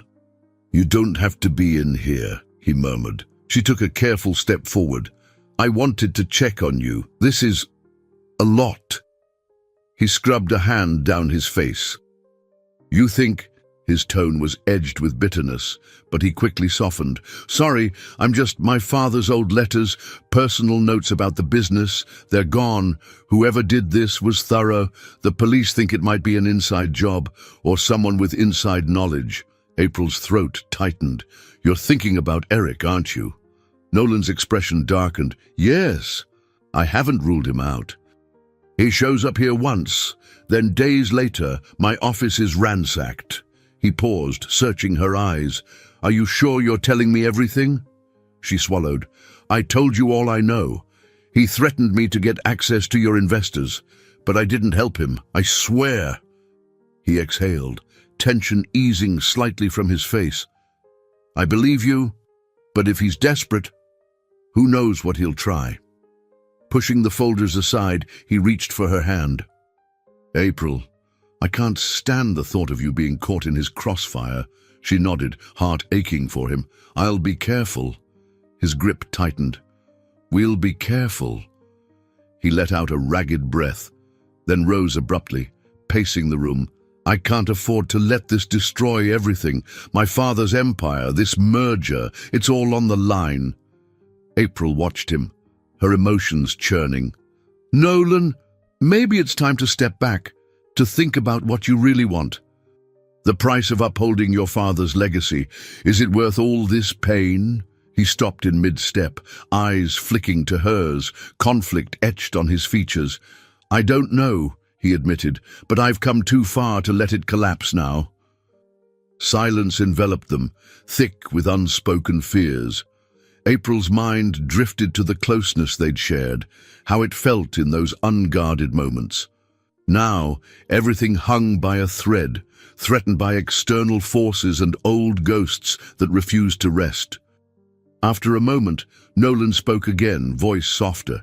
Tonight, I want you to go home early. Stay safe. If Eric contacts you, call me immediately. No more secrets. She nodded. All right. He moved closer, reaching out.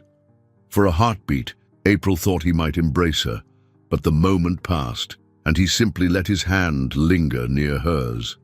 She sensed his turmoil, the desire warring with caution. Then he turned away, focusing on the chaos of his desk once more. She left quietly, tears burning behind her eyes. Everything felt like it was rolling toward a breaking point. The fortress that was the Sanders mansion seemed on the verge of collapse, no matter how fiercely Nolan tried to brace it. The police investigation yielded few leads. Security footage offered nothing conclusive, and no one on staff reported suspicious behavior. Tension mounted each day, culminating in a critical investor meeting set for Friday evening. Nolan hoped to salvage confidence in the merger by reassuring stakeholders that the break-in wouldn't compromise the business. April spent the entire Friday assisting Mrs. Caldwell with last-minute preparations. She wore a tidy blouse and skirt instead of her usual cleaning attire, ready to help direct any logistical needs. By the time the investors arrived, a small circle of suit-clad individuals, the mansion's atmosphere hummed with nervous energy. In the main living area, Nolan circulated among the guests, forcing polite smiles. Mr. Price was there too, hovering like a vulture in a tailored suit. April watched from a discreet corner, stepping in only when needed to guide servers or handle minor requests. All seemed to be going smoothly until a sudden commotion near the entrance drew everyone's attention. April hurried over, heart pounding.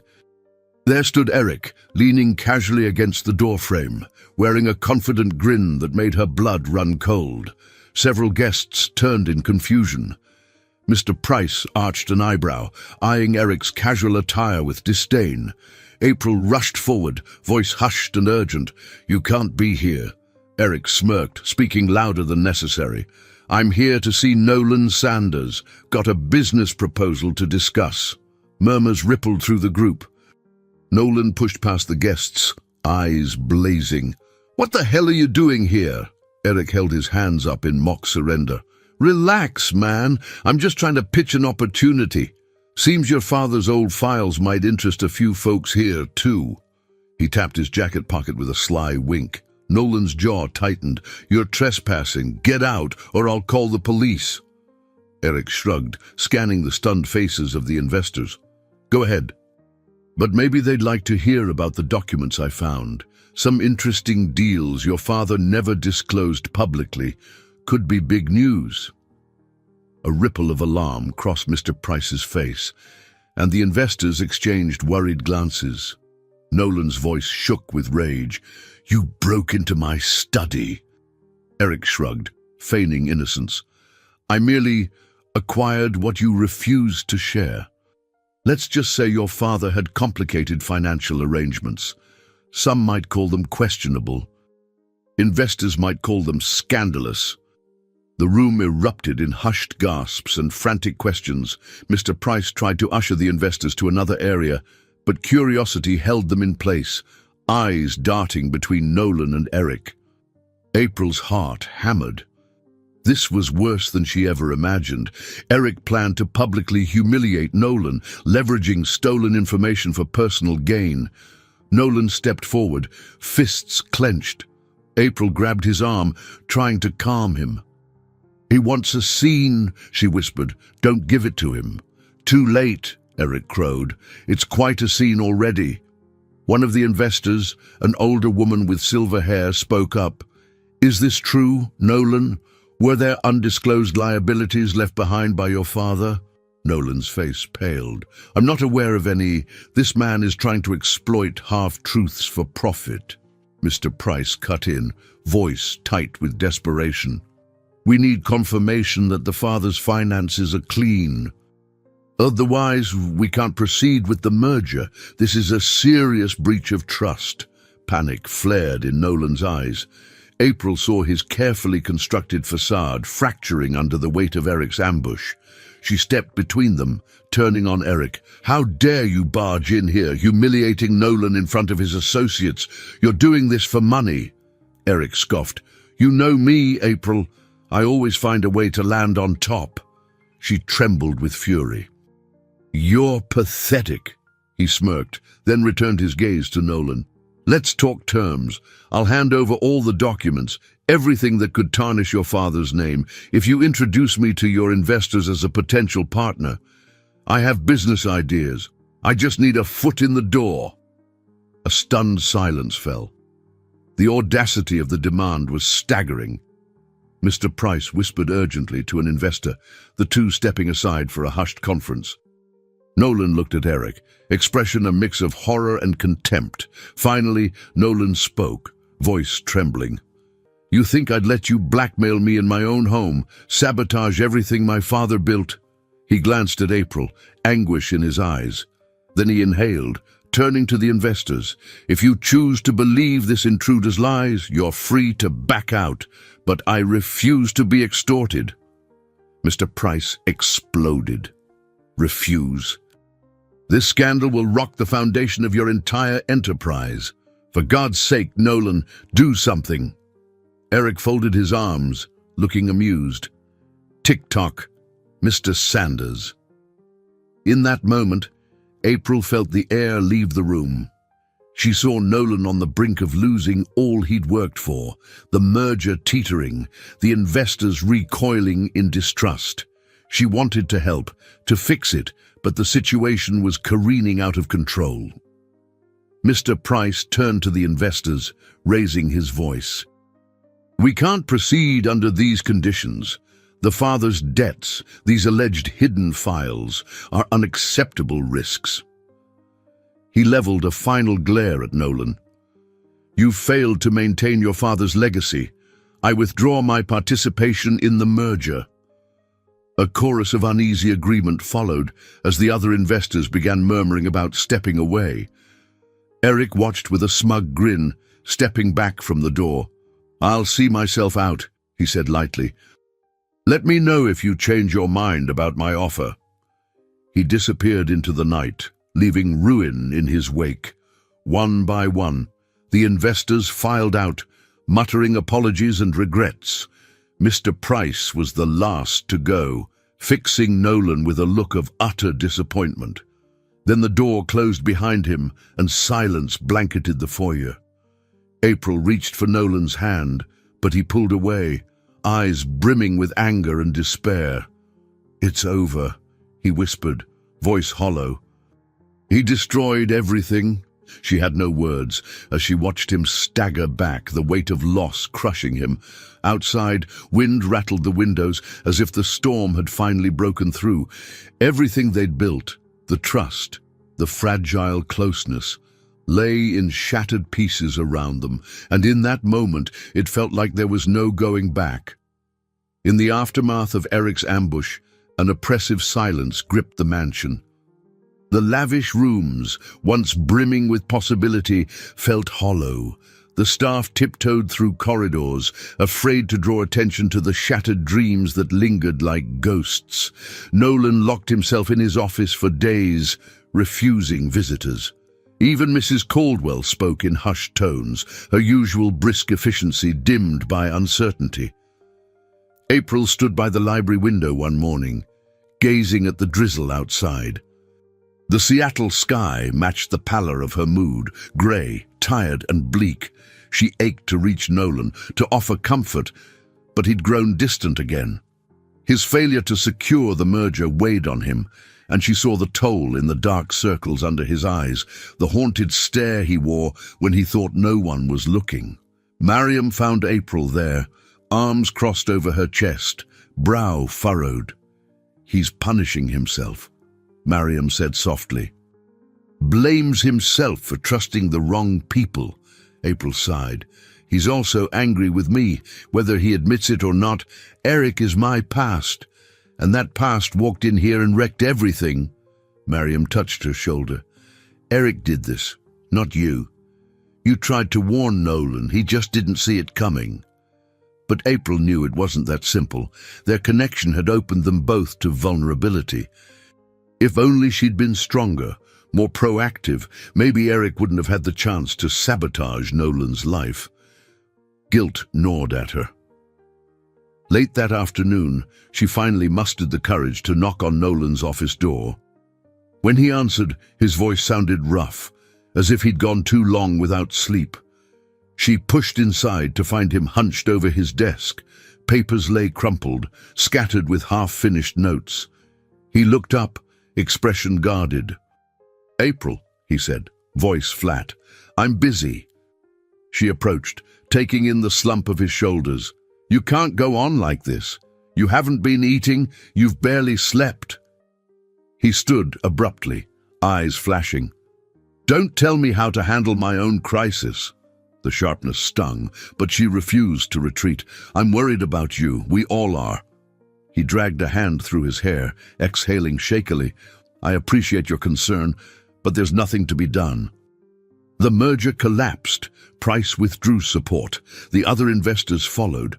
"My father's name is in question, and Eric holds documents that could make the scandal even worse if he goes public."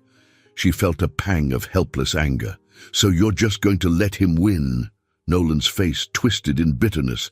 "He's already won. Don't you see? Everything my father left me, everything I've tried to build, is precarious at best. We're hemorrhaging partnerships and losing trust in the market." April moved closer, her voice soft. "There has to be a way to fight back. You have resources, lawyers, connections." A hollow laugh escaped him. "To do what? Sue Eric? Even if I drag him through courts, the damage is done. The rumor alone is enough to scare everyone away." She reached out, tentatively resting a hand on his forearm. "Nolan, you're not alone in this. Let me help." He froze at her touch, a swirl of conflict in his eyes. Then, in a moment of raw honesty, he whispered, "Everything I've ever done has been measured against my father.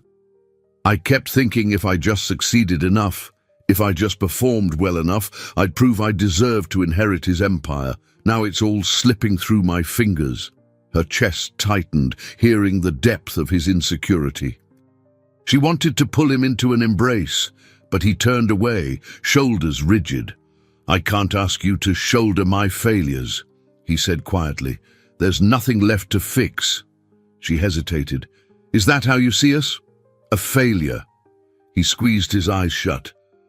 "I see us as impossible." His voice trembled.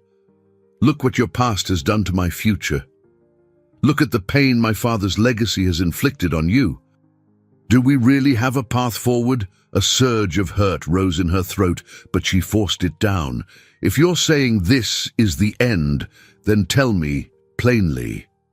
His silence answered. She felt tears gather, hot and stinging, but she refused to break in front of him.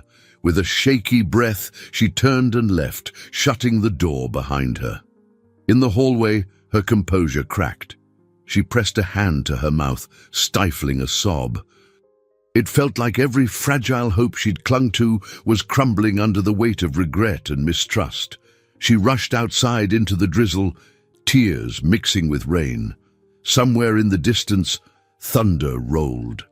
The gate guard called after her, but she slipped into her car without replying, hands shaking as she clutched the steering wheel. Driving away from the mansion, she felt like she was leaving behind not just a workplace, but a dream she had dared to believe in. The city lights blurred through raindrops on the windshield, each flicker echoing the shards of her heart. Nolan had closed himself off, and maybe she couldn't blame him. The two of them were stuck in a storm that refused to pass. Back in her tiny apartment, she stood in the dim glow of her bedside lamp, phone in hand, fighting the urge to call him. She feared the silence on the other end might confirm her worst suspicions, that the connection they'd built was truly over, drowned by the unstoppable tide of scandal and loss. Instead, she sank onto the edge of the bed, letting the tears fall freely. This was the darkest corner of heartbreak she'd known in years, an ache that pulsed with every breath. With trembling fingers, she turned off the light and curled into herself. In the darkness, doubt whispered, sometimes love isn't enough to conquer the storms, and for now she had no answer to quiet that voice. In the days following that agonizing confrontation, the mansion's corridors felt unnervingly quiet. April arrived each morning to fulfill her cleaning duties, strictly professional, no extra tasks. Mrs. Caldwell handed her a reduced schedule. Rumors circulated that Nolan planned to trim expenses and staff, given the merger's collapse and the storm of negative press. Every now and then, April spotted Nolan from a distance, pacing through the halls with a phone pressed to his ear, or conferring with legal advisors in hushed tones. He no longer sought her out, no longer paused for quiet conversation. She, in turn, kept her head down, performing her tasks with a numb efficiency. On one such morning, Mariam cornered her near the laundry room. "Hey, you can't keep living like this," she chided gently, eyes scanning April's pale face. "You look like you haven't slept in days." April shrugged.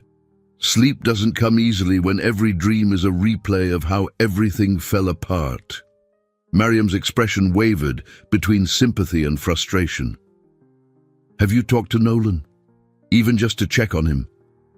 She shook her head, swallowing the lump in her throat. "He's made it clear he doesn't want me involved."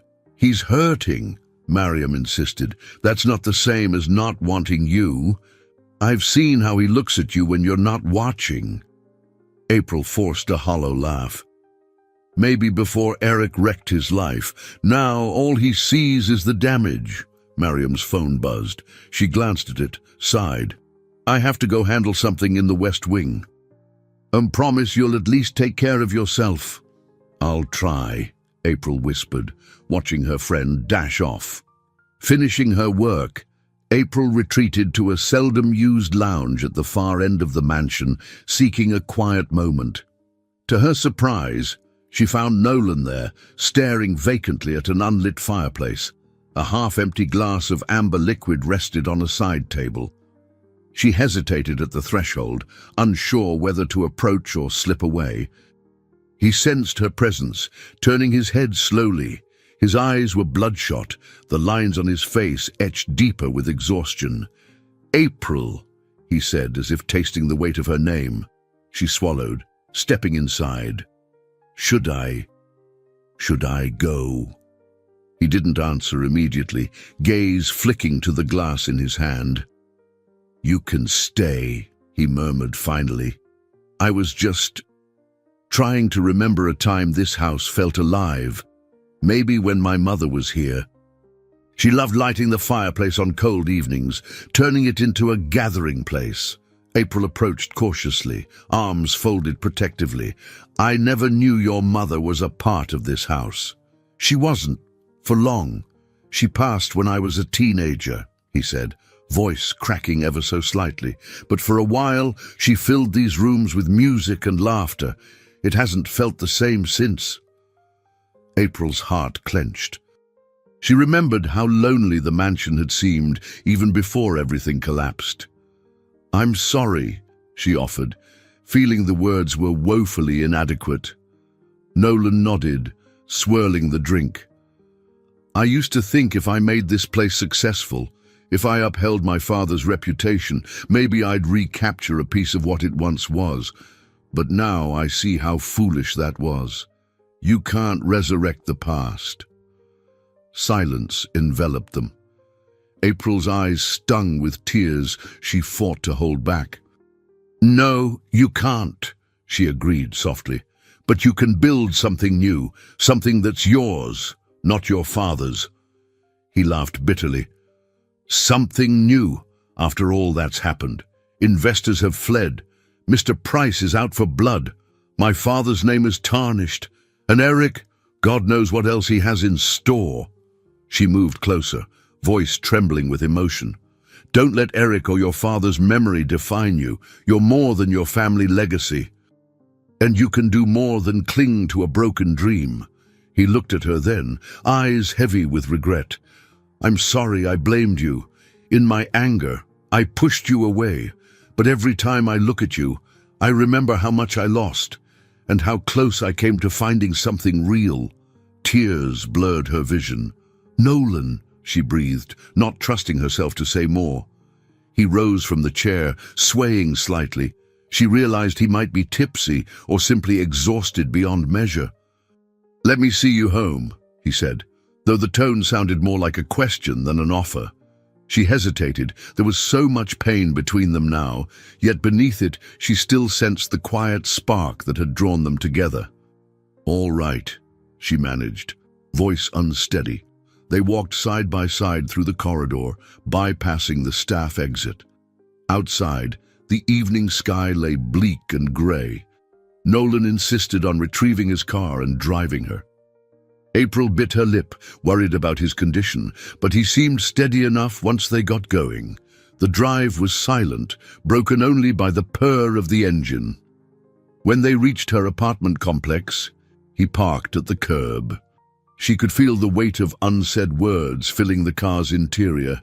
"Thank you," she said quietly, hand on the door handle.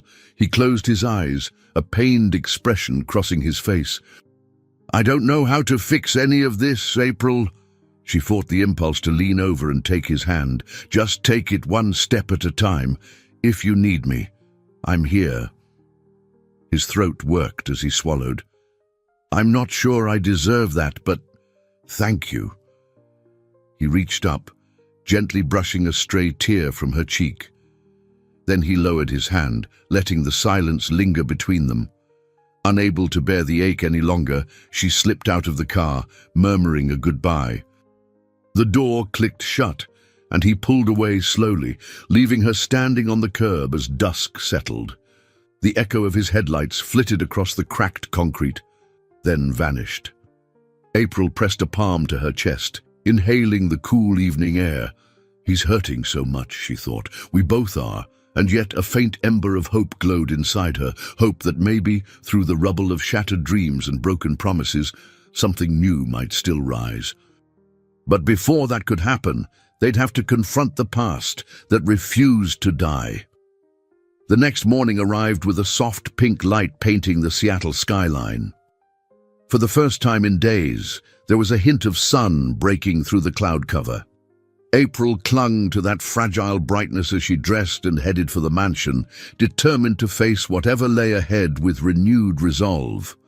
On her way, she stopped by a local coffee shop. She'd formed a small ritual, ordering 2 cups, one black, one with a splash of cream, hoping that maybe, just maybe, she'd find the courage to hand the second cup to Nolan in a gesture of goodwill. Even if he brushed it off, she wanted to remind him he wasn't alone. However, upon arriving at the mansion, she found the foyer buzzing with anxious staff. Mrs. Caldwell intercepted her, eyes wide. "We have a situation. A reporter from the Seattle Tribune is here, asking questions about Mr. Sanders and the break-in." April's stomach twisted. "Where's Nolan?" "In his office." Preparing to meet them, Mrs. Caldwell replied. He might need your help. The reporter wants a staff perspective, some human angle. You're the only one who's had extended contact with him. April grimaced at the thought of going on record about Nolan's private affairs. But she also knew letting the reporter roam unchecked could result in twisted narratives. With a nod, she hurried to Nolan's office, carefully balancing the cups of coffee. He sat at his desk, scanning notes. Dark circles still framed his eyes, but he exuded a forced calm. When he saw April, he blinked in surprise. "Morning." "Brought coffee," she said softly, placing a cup before him. "Not sure if you've eaten." He paused, gratitude flickering across his face. "Thank you." Taking a sip, he exhaled slowly. "I need you in the room when this reporter talks to me." She specifically asked if she could speak with a trusted employee. April's pulse raced at the idea of stepping into the spotlight. "You think that's wise?" He leaned back. "She'll run her piece either way. If we refuse, it'll look like we're hiding something. If we cooperate, maybe we can guide the narrative." "I trust you to be discreet." Her heart fluttered at his words. "I trust you. Do I trust myself?" she wondered, but she nodded. "All right, I'll do my best." Minutes later, a woman in her mid-30s entered the office. She wore sharp attire and carried a notebook. "Mr. Sanders, thank you for meeting me. I'm Dana Caldwell from the Seattle Tribune." She turned to April, offering a professional smile. "And you must be—" April swallowed. "April Mitchell." The reporter dipped her head. "Pleasure. I understand you've worked closely with Mr. Sanders. May I ask you a few questions after I speak with him?" Nolan gave a curt nod. "We'll answer what we can." Dana launched into her inquiries about the break-in, the missing documents, and the merger's abrupt collapse. Nolan, choosing his words carefully, explained that the investigation was ongoing and that rumors of hidden debts were unverified. "The only real truth here is that my father's estate was more complex than people assumed," he concluded. "We're working through it with our legal team." Dana scribbled notes, glancing occasionally at April. "And Miss Mitchell, can you confirm Mr. Sanders's demeanor around the staff in these tense times?" April forced a calm tone. "He's professional and conscientious." "The break-in shook everyone, but we're focused on keeping things running smoothly." She refused to add personal details, keenly aware that the reporter might sniff out a deeper connection. Dana arched an eyebrow. "So there's no truth to rumors that Mr. Sanders is on the verge of dismantling his operations or selling off the property?" Nolan's jaw tightened. "No, I have no intention of selling the mansion or my company. My goal is to stabilize and move forward." "So you're not giving up?" Dana pressed, a hint of challenge in her voice. "Absolutely not," Nolan replied, voice firm. April found her tension easing. This was the most resolute she'd seen him in days. As Dana wrapped up her questions, she offered a neutral smile. "Thank you for your time. We'll aim to present a balanced view. If there's anything else you'd like the public to know, I'm listening." Nolan paused, gaze flicking to April. Then he said, "Let them know I'm still here, and I intend to honor the legacy my family left, despite the setbacks." The reporter jotted down his final statement. After exchanging courtesies, she departed. The moment the door closed, Nolan sagged in his chair, rubbing his temples. Well, that was nerve-wracking. April smiled tentatively. "You handled it well. You sounded determined." He looked at her for a long moment. "Maybe I needed someone else to hear me say it to believe it myself." A small spark of relief lit in her chest. "So you're not giving up?" He shook his head. "I was close to it. But something tells me I need to fight for what's left, for what can still be built." She dared to hope that included them. "I'm glad," she said softly. He took another sip of the coffee she'd brought him. "Thank you for this, and for standing by me despite everything." His eyes softened. "I owe you an apology. I accused you of bringing Eric into my world, when really he forced his way in.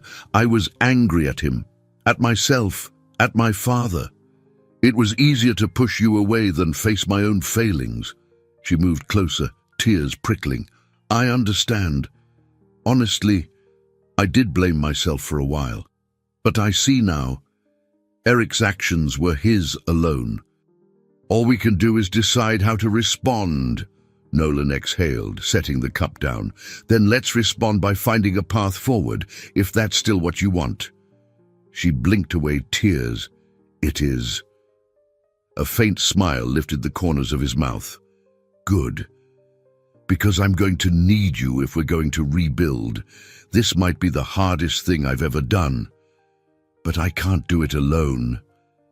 Warmth bloomed in her chest, a sense of possibility edging out the darkness.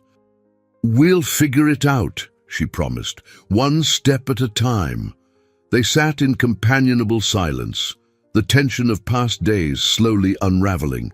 Outside, the sun broke fully from behind the clouds, sending shafts of light through the office window.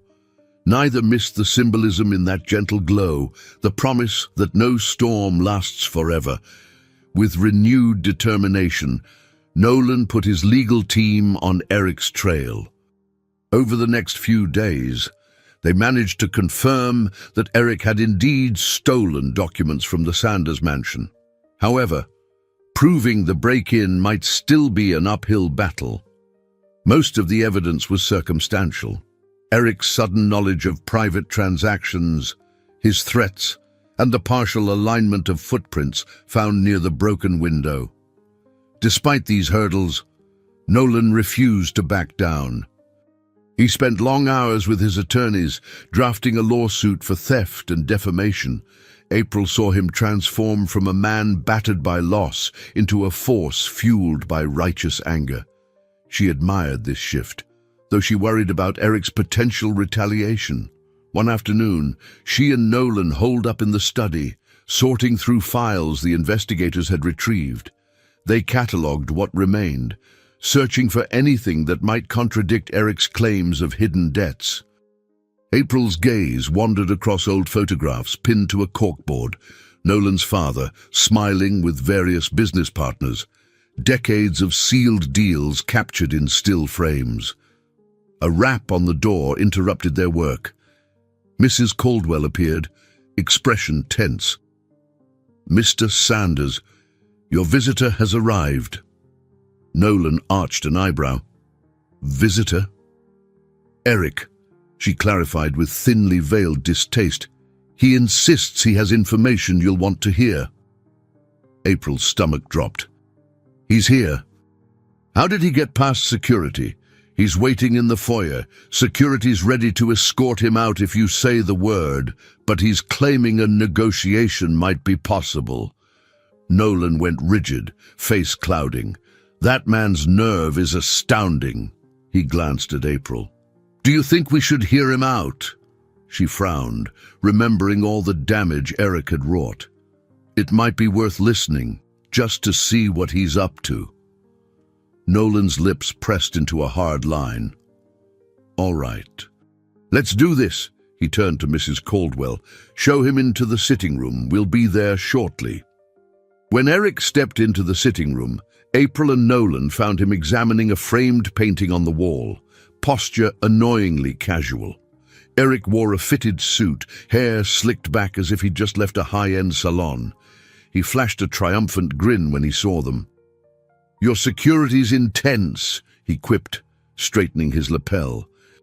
"But I appreciate you letting me in." Nolan's tone was ice. "Make it quick." Eric spread his hands. "I've heard you're building a legal case. This could get ugly for both of us, so I'm here to propose a solution." "A solution," April repeated, forcing steel into her voice. "You ransacked the office, humiliated Nolan in front of his investors, and torpedoed his merger. Now you want to negotiate." Eric feigned a wounded look.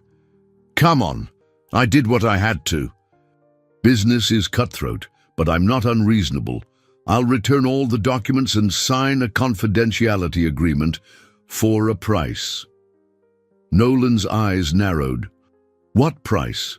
Eric stepped forward, hands in his pockets. I want two things.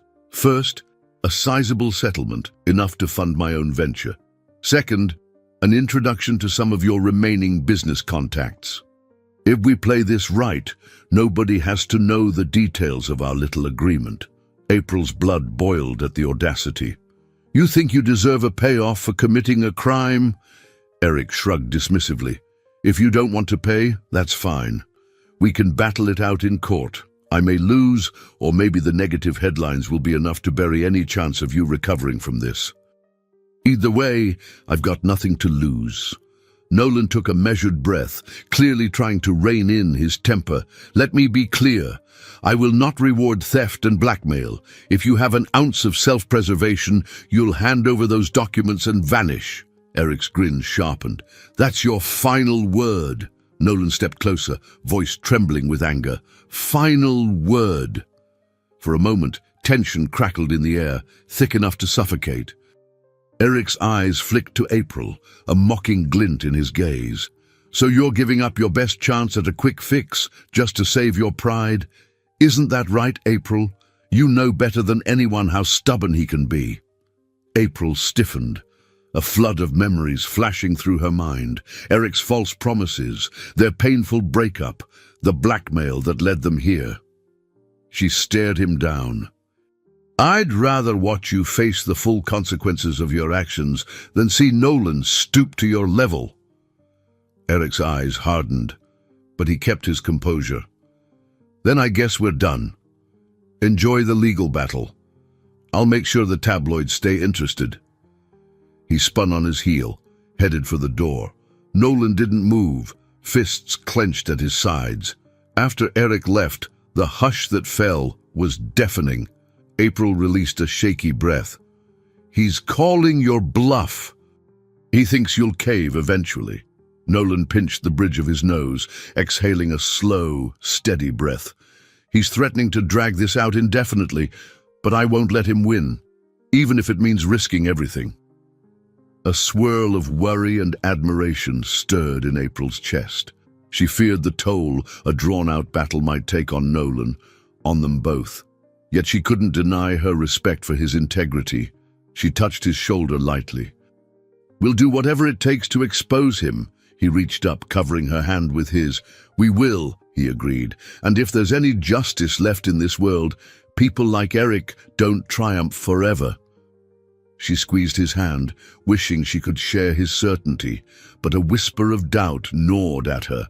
Eric had proven he'd go to any length for profit and revenge, and while Nolan's moral stand was admirable, it also left him more vulnerable than ever. Still, as she gazed into his eyes, she resolved to stand beside him, come what may. In that moment, a fierce determination sparked between them, an unspoken vow that they would fight for truth, for dignity, and for the glimmer of connection they'd found in the midst of chaos. The next few weeks tested their resolve like never before. Legal paperwork piled high, phone calls demanded urgent attention, and the strain on Nolan's finances grew as he funneled money into attorney fees and damage control. Despite the tension, a sense of unity settled between him and April. Each small victory, like retrieving partial computer backups of the stolen files, felt like a lifeline. Early one morning, April arrived to find the mansion oddly bustling. Contractors moved in and out of the foyer, carrying rolls of carpet and painting equipment. She caught Mariam by the arm, bemused. "What's going on?" Mariam grinned. "Nolan's renovating some of the unused rooms, turning them into co-working spaces for local startups. Something about breathing new life into the place." April blinked. "He never mentioned that to me. I overheard Mrs. Caldwell talking to the foreman. Guess it's a new plan to generate income and public goodwill while the lawsuit simmers." A flicker of excitement lit in April's chest. So he's forging ahead, after all. She made her way to Nolan's office, finding him reviewing blueprints with a contractor. When the man stepped out, Nolan acknowledged her with a tired but genuine smile. "You're transforming the mansion?" she asked, unable to hide her awe. He shrugged, a ghost of pride in his eyes. "Parts of it, yes. Why let these grand rooms collect dust when they can serve a purpose? Maybe local entrepreneurs can rent workspaces, host events. It helps the community and might recast our public image." Her heart swelled at his ingenuity. "That's brilliant." He offered a hint of a grin. "I had good motivation to think outside the box." His gaze lingered, and a gentle warmth passed between them. After a moment, she cleared her throat. "Have you heard any news on the lawsuit?" His smile faded. "Eric's been dodging official summons. My lawyers are strategizing, but it looks like a stalemate for now." April exhaled. "I'm sorry. I know this is draining." Nolan reached out, curling his fingers around hers. "We'll survive, and in the meantime, I'm done letting fear dictate my choices." She squeezed his hand, remembering how paralyzed he once seemed. Now, despite everything, he was pushing forward. "I'm proud of you," she whispered. He squeezed back, and for a moment the rest of the chaos faded away. As the afternoon progressed, April helped direct workers in clearing a storage room for renovation. The bustle kept her mind focused, although she remained acutely aware of the precarious future. In quiet moments, she pondered how easily life could shift from despair to hope. Maybe they really could rebuild. Toward the day's end, April stepped outside for a breath of fresh air and found Nolan in the courtyard, peering at the neglected garden. Once lavish, it now bore overgrown shrubs and wilting flower beds. A pang of nostalgia hit her. She recalled how meticulously kept it used to be, back when the staff believed a bright future was certain. "You planning to remodel this area too?" she teased lightly. He glanced over, offering a rueful smile. "Why not? I'm thinking of planting a community garden. Invite volunteers to cultivate it, maybe donate produce to local shelters." April's eyes glowed at the idea. "That would be amazing." He turned to face her, hands in his pockets. "I realized for so long I've obsessed over preserving my father's legacy, but what if I build something that reflects who I am rather than who he was?" Her heart clenched with admiration. "That sounds like a beautiful new chapter," he nodded, scanning the overgrown greenery. "Part of me wishes my parents could see it, what this place might become. Maybe they'd understand I'm not rejecting them, just evolving." She stepped closer. "I think your mother, at least, would love to see these gardens thriving again.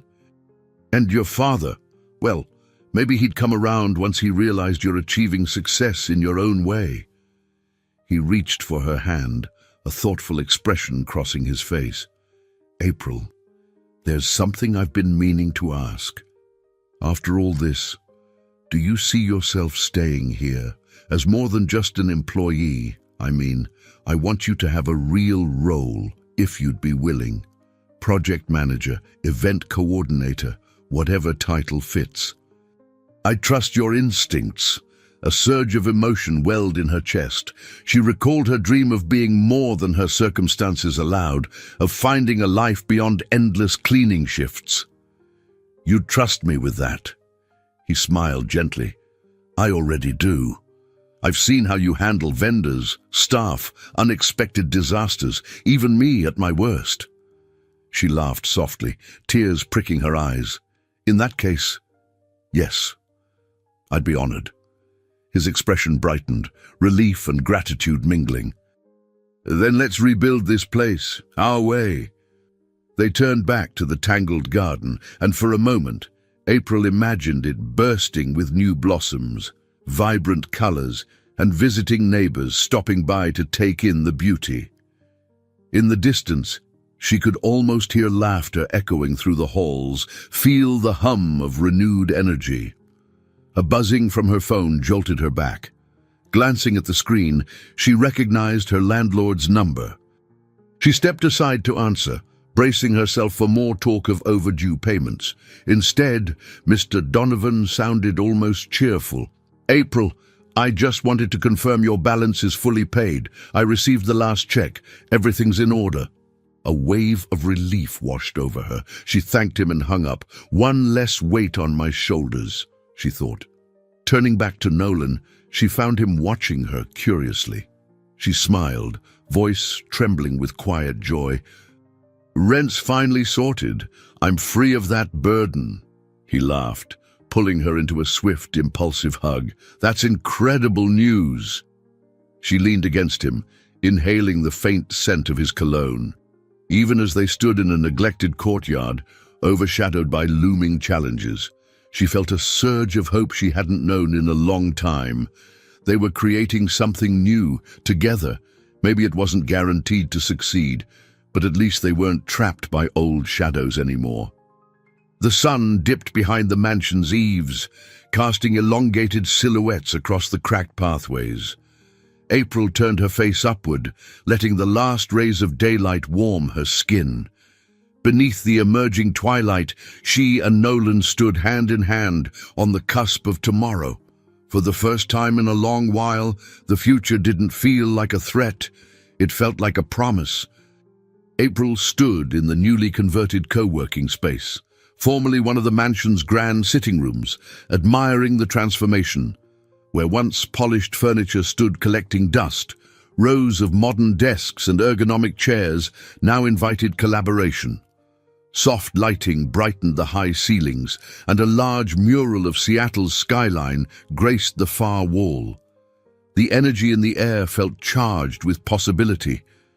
She'd taken on the title of project coordinator, guiding contractors and scheduling local entrepreneurs eager to rent a desk in the prestigious Sanders estate. Though the legal storm with Eric hovered in the background, a small community was sprouting here, hope in the midst of turmoil. Nolan appeared in the doorway, slipping his phone into his pocket. A faint line of worry still creased his brow, but he offered her a tired smile. "How's it looking?" he asked, stepping in to survey the room. "Like a dream finally taking shape," she replied, then lowered her voice. "Any news on Eric?" He shook his head. "Still evading the lawsuit, but my lawyers think they're close to pinning down his location. He can't dodge forever." April exhaled, scanning the energetic hum of the new tenants unpacking laptops and supplies. "I just hope this doesn't escalate. Every time I see a stranger walking in, I half expect it to be Eric pulling another stunt." Nolan placed a reassuring hand on her arm. "We'll be ready for him. Whatever he tries, I won't let him dismantle what we're building." His words fueled her courage. She recalled the heartbreak he'd suffered, the shame she'd felt at bringing Eric into his life, even if unintentionally. Now they stood shoulder to shoulder, forging ahead. A cheerful laugh echoed across the room. Mariam, who'd volunteered to help with an open house event, waved them over. "Come on, you two. We're about to do a little welcome speech for the new entrepreneurs." Nolan exchanged a glance with April, then followed Mariam to the front of the room. April watched as he took center stage, exuding a calm confidence. The past weeks had honed his resolve. He looked every bit the leader, yet approachable and genuine. "Welcome, everyone," he began, voice clear. "I'm Nolan Sanders, and this is the start of a new chapter for the mansion. We want these spaces to be more than offices. We hope they'll inspire community, innovation, and growth. Make yourselves at home." Polite applause followed, and a few excited cheers. April beamed with pride. She remembered the first time she'd walked these halls, feeling like an outsider with a mop in hand. Now, she was helping shape the future of this place. As the open house continued, April circulated with a clipboard, gathering feedback. Some participants suggested a shared kitchen, others asked about after-hours events. She noted each idea, her mind already buzzing with possibilities. Occasionally, she felt Nolan's eyes on her, warm, steady, silently appreciative. When the last visitor filtered out, the sun was setting behind the mansion.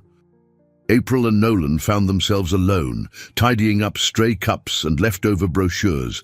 The empty co-working room glowed in the amber light, the hush offering a moment of reflection. She turned to him, heart fluttering at the proximity. "You did great today. Everyone seems inspired." He studied her face, then spoke softly. "I couldn't have done any of this without you. Sometimes I think about how we started. You, a bucket of water, me caught off guard." She laughed, cheeks warming. "Talk about an awkward beginning." He smiled, a gentle expression that reached his eyes. "I think that moment changed my life more than I realized. Maybe I needed that shock to wake me up from my own loneliness." Emotions swelled in her chest. Slowly, she reached for his hand. "I'm glad I was the one to deliver it then." They stood like that for a quiet beat, hands entwined, the mansion's vastness enfolding them. Outside, a breeze rustled the newly planted hedges in the courtyard. April closed her eyes, soaking in the sense of stability they'd fought so hard to rebuild. Suddenly, a commotion at the entrance shattered the calm. Mariam came rushing in, breathless. "Nolan! April! You need to see this." Alarmed, they followed her out to the foyer, where Willis, the security guard, stood with two grim-faced police officers. One of the officers recognized Nolan and gave a curt nod. "We have a development in your case, Mr. Sanders. Eric Carlisle has been apprehended downtown." A jolt of adrenaline shot through April. Apprehended? How? He was pulled over for a minor traffic violation. When the patrol ran his ID, the outstanding warrant showed up. "He's in custody now." Nolan's breath caught. "So he can't run anymore?" "That's correct," the officer confirmed. "He'll be detained until arraignment. We'll need you to confirm details of the stolen documents, but the case is moving forward." Relief, fear, and a sudden burst of hope all collided in April's chest. She found herself clutching Nolan's arm for support. "Eric is caught," she thought, the words ringing in her mind like a bell of liberation. Mariam's eyes flicked from the police to April. "This is good news, right? He can't hurt you anymore." April nodded, swallowing hard. "Yeah, it is." One of the officers eyed Nolan. "We'll be in touch. For now, we suggest you begin finalizing your lawsuit. This should expedite the process." When the police departed, the foyer fell silent. Willis let out a low whistle. "Never a dull moment around here, huh?" Nolan managed a shaky laugh. "No, I suppose not." April closed her eyes, her pulse roaring in her ears. This felt like the break they needed, but the specter of facing Eric in court still loomed. She glanced at Nolan, and his expression softened. He reached out, weaving his fingers between hers. "We'll handle this," he murmured. "Together." She squeezed his hand, allowing a tremulous smile. "Together," she echoed, voice thick with emotion. At last, it seemed the shadows that haunted them had a chance to be dispelled, for good. The tension in the courthouse was palpable as April and Nolan made their way through the marble hallways. Men and women in suits bustled past, clutching files and murmuring in low voices. It was the pre-trial hearing for Eric Carlisle, and though this wasn't the full trial, it was a pivotal step. April clung to her purse, feeling her heart pound with each echoing footstep. Nolan, beside her, projected calm determination, though she sensed the roil of nerves beneath the surface. The stolen documents, the defamation, and the break-in allegations would all be laid out here to see if the case would proceed to a full trial. Mariam had come for moral support, waiting in the back of the courtroom. She gave April a thumbs up, mouthing, "You got this," as they took their seats. Before the judge entered, Eric was led in, handcuffed, flanked by two officers. He wore a rumpled grey suit, hair disheveled. Gone was the smug air of arrogance, replaced by a nervous tension that clashed with his usual self-confidence. Yet he still managed to flash a cold stare at April, making her shiver. The gavel struck once, and the hearing commenced. Eric's defense lawyer argued that the theft charges were exaggerated, that Eric had obtained the documents through personal connections. Nolan's attorneys countered, presenting evidence of forced entry in the mansion and security footage tying Eric to the premises. Sitting in the witness stand, April felt her stomach churn under the scrutiny of Eric's gaze. She recounted the day he confronted her outside the mansion, how he demanded an introduction to Nolan's investors. She explained his threats, how he showed up uninvited to sabotage Nolan's merger meeting, and the uneasy timeline of the break-in. The defense tried to poke holes in her testimony, suggesting she was exaggerating or that her past relationship with Eric clouded her judgment. April's voice quavered only once, but she steeled herself with a fierce resolve, locking eyes with Nolan for courage. Nolan himself took the stand next, detailing the stolen business documents and describing the chaos unleashed by Eric's extortion. While the defense lawyer attempted to paint Nolan as an overly ambitious heir struggling to uphold a failing empire, Nolan kept his composure. He calmly explained his father's estate, the external partnerships, and how Eric's meddling derailed legitimate deals. By midday, the hearing wrapped. The judge would take time to deliberate on whether the case warranted a trial. Outside the courtroom, reporters hovered with microphones and cameras, shouting questions about the scandal, the break-in, and the uncertain financial state of Sanders Enterprises. Nolan placed a protective arm around April's shoulders as they pushed through the throng, ignoring the barrage of flashbulbs. Mariam, trailing behind, snapped at a particularly aggressive photographer. "Back off, show some respect." They finally spilled onto the courthouse steps, breathing in the fresh air. April's legs felt wobbly, relief and anxiety battling inside her. "That was intense," she murmured, leaning against Nolan for support. He nodded, exhaling shakily. "You were amazing in there. I know how hard that was." She managed a small smile. "You too. I'm proud of you for staying so composed." Mariam joined them, scanning the swirling mass of onlookers. "Let's get out of here before the reporters corner you again," Nolan agreed, leading them toward a waiting car at the curb. Once inside, he sank into the seat, running a hand through his hair. "I guess all we can do is wait for the judge's decision. If they move forward, Eric will face a full trial." April clasped his hand. "And if they don't," he swallowed, eyes clouding, "let's just hope it doesn't come to that." They drove back to the mansion in near silence. Upon arrival, Mrs. Caldwell informed them that calls from local news stations were flooding in, requesting interviews. Nolan instructed her to issue a prepared statement only, no further comments. That evening, April retreated to her modest office, the newly repurposed library corner, to catch up on scheduling tasks for the co-working space. She found it impossible to concentrate.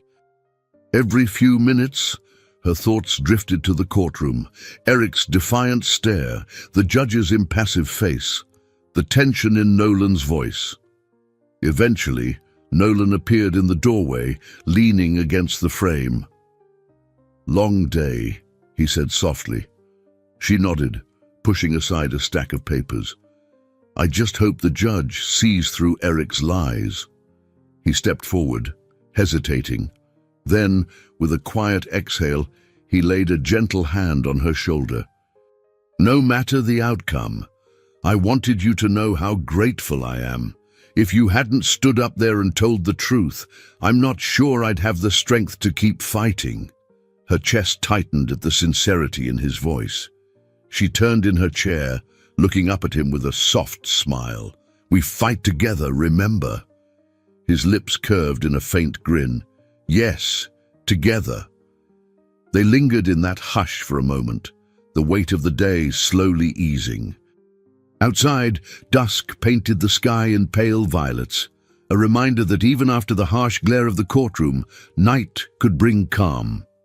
Though the battle was far from over, they'd taken a crucial step, and in the midst of uncertainty, the bond between them felt stronger than ever. A week after the pre-trial hearing, the news broke. The judge had ruled that there was sufficient evidence for a full trial. Eric would face charges of burglary, theft, and attempted extortion. April felt a wave of relief so profound she almost cried upon reading the official notice.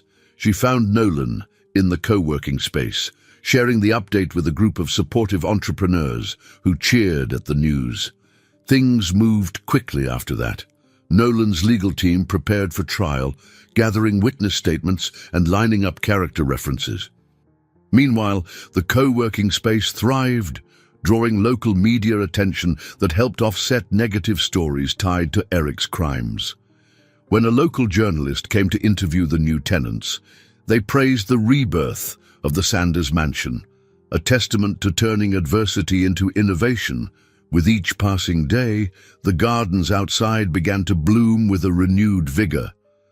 April, along with volunteers from the community, had planted rows of herbs, flowers, and vegetables.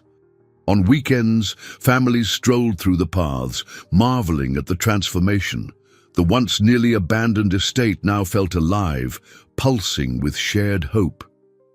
One afternoon, as April knelt in a flower bed, pruning marigolds, Nolan approached, hands tucked into his pockets.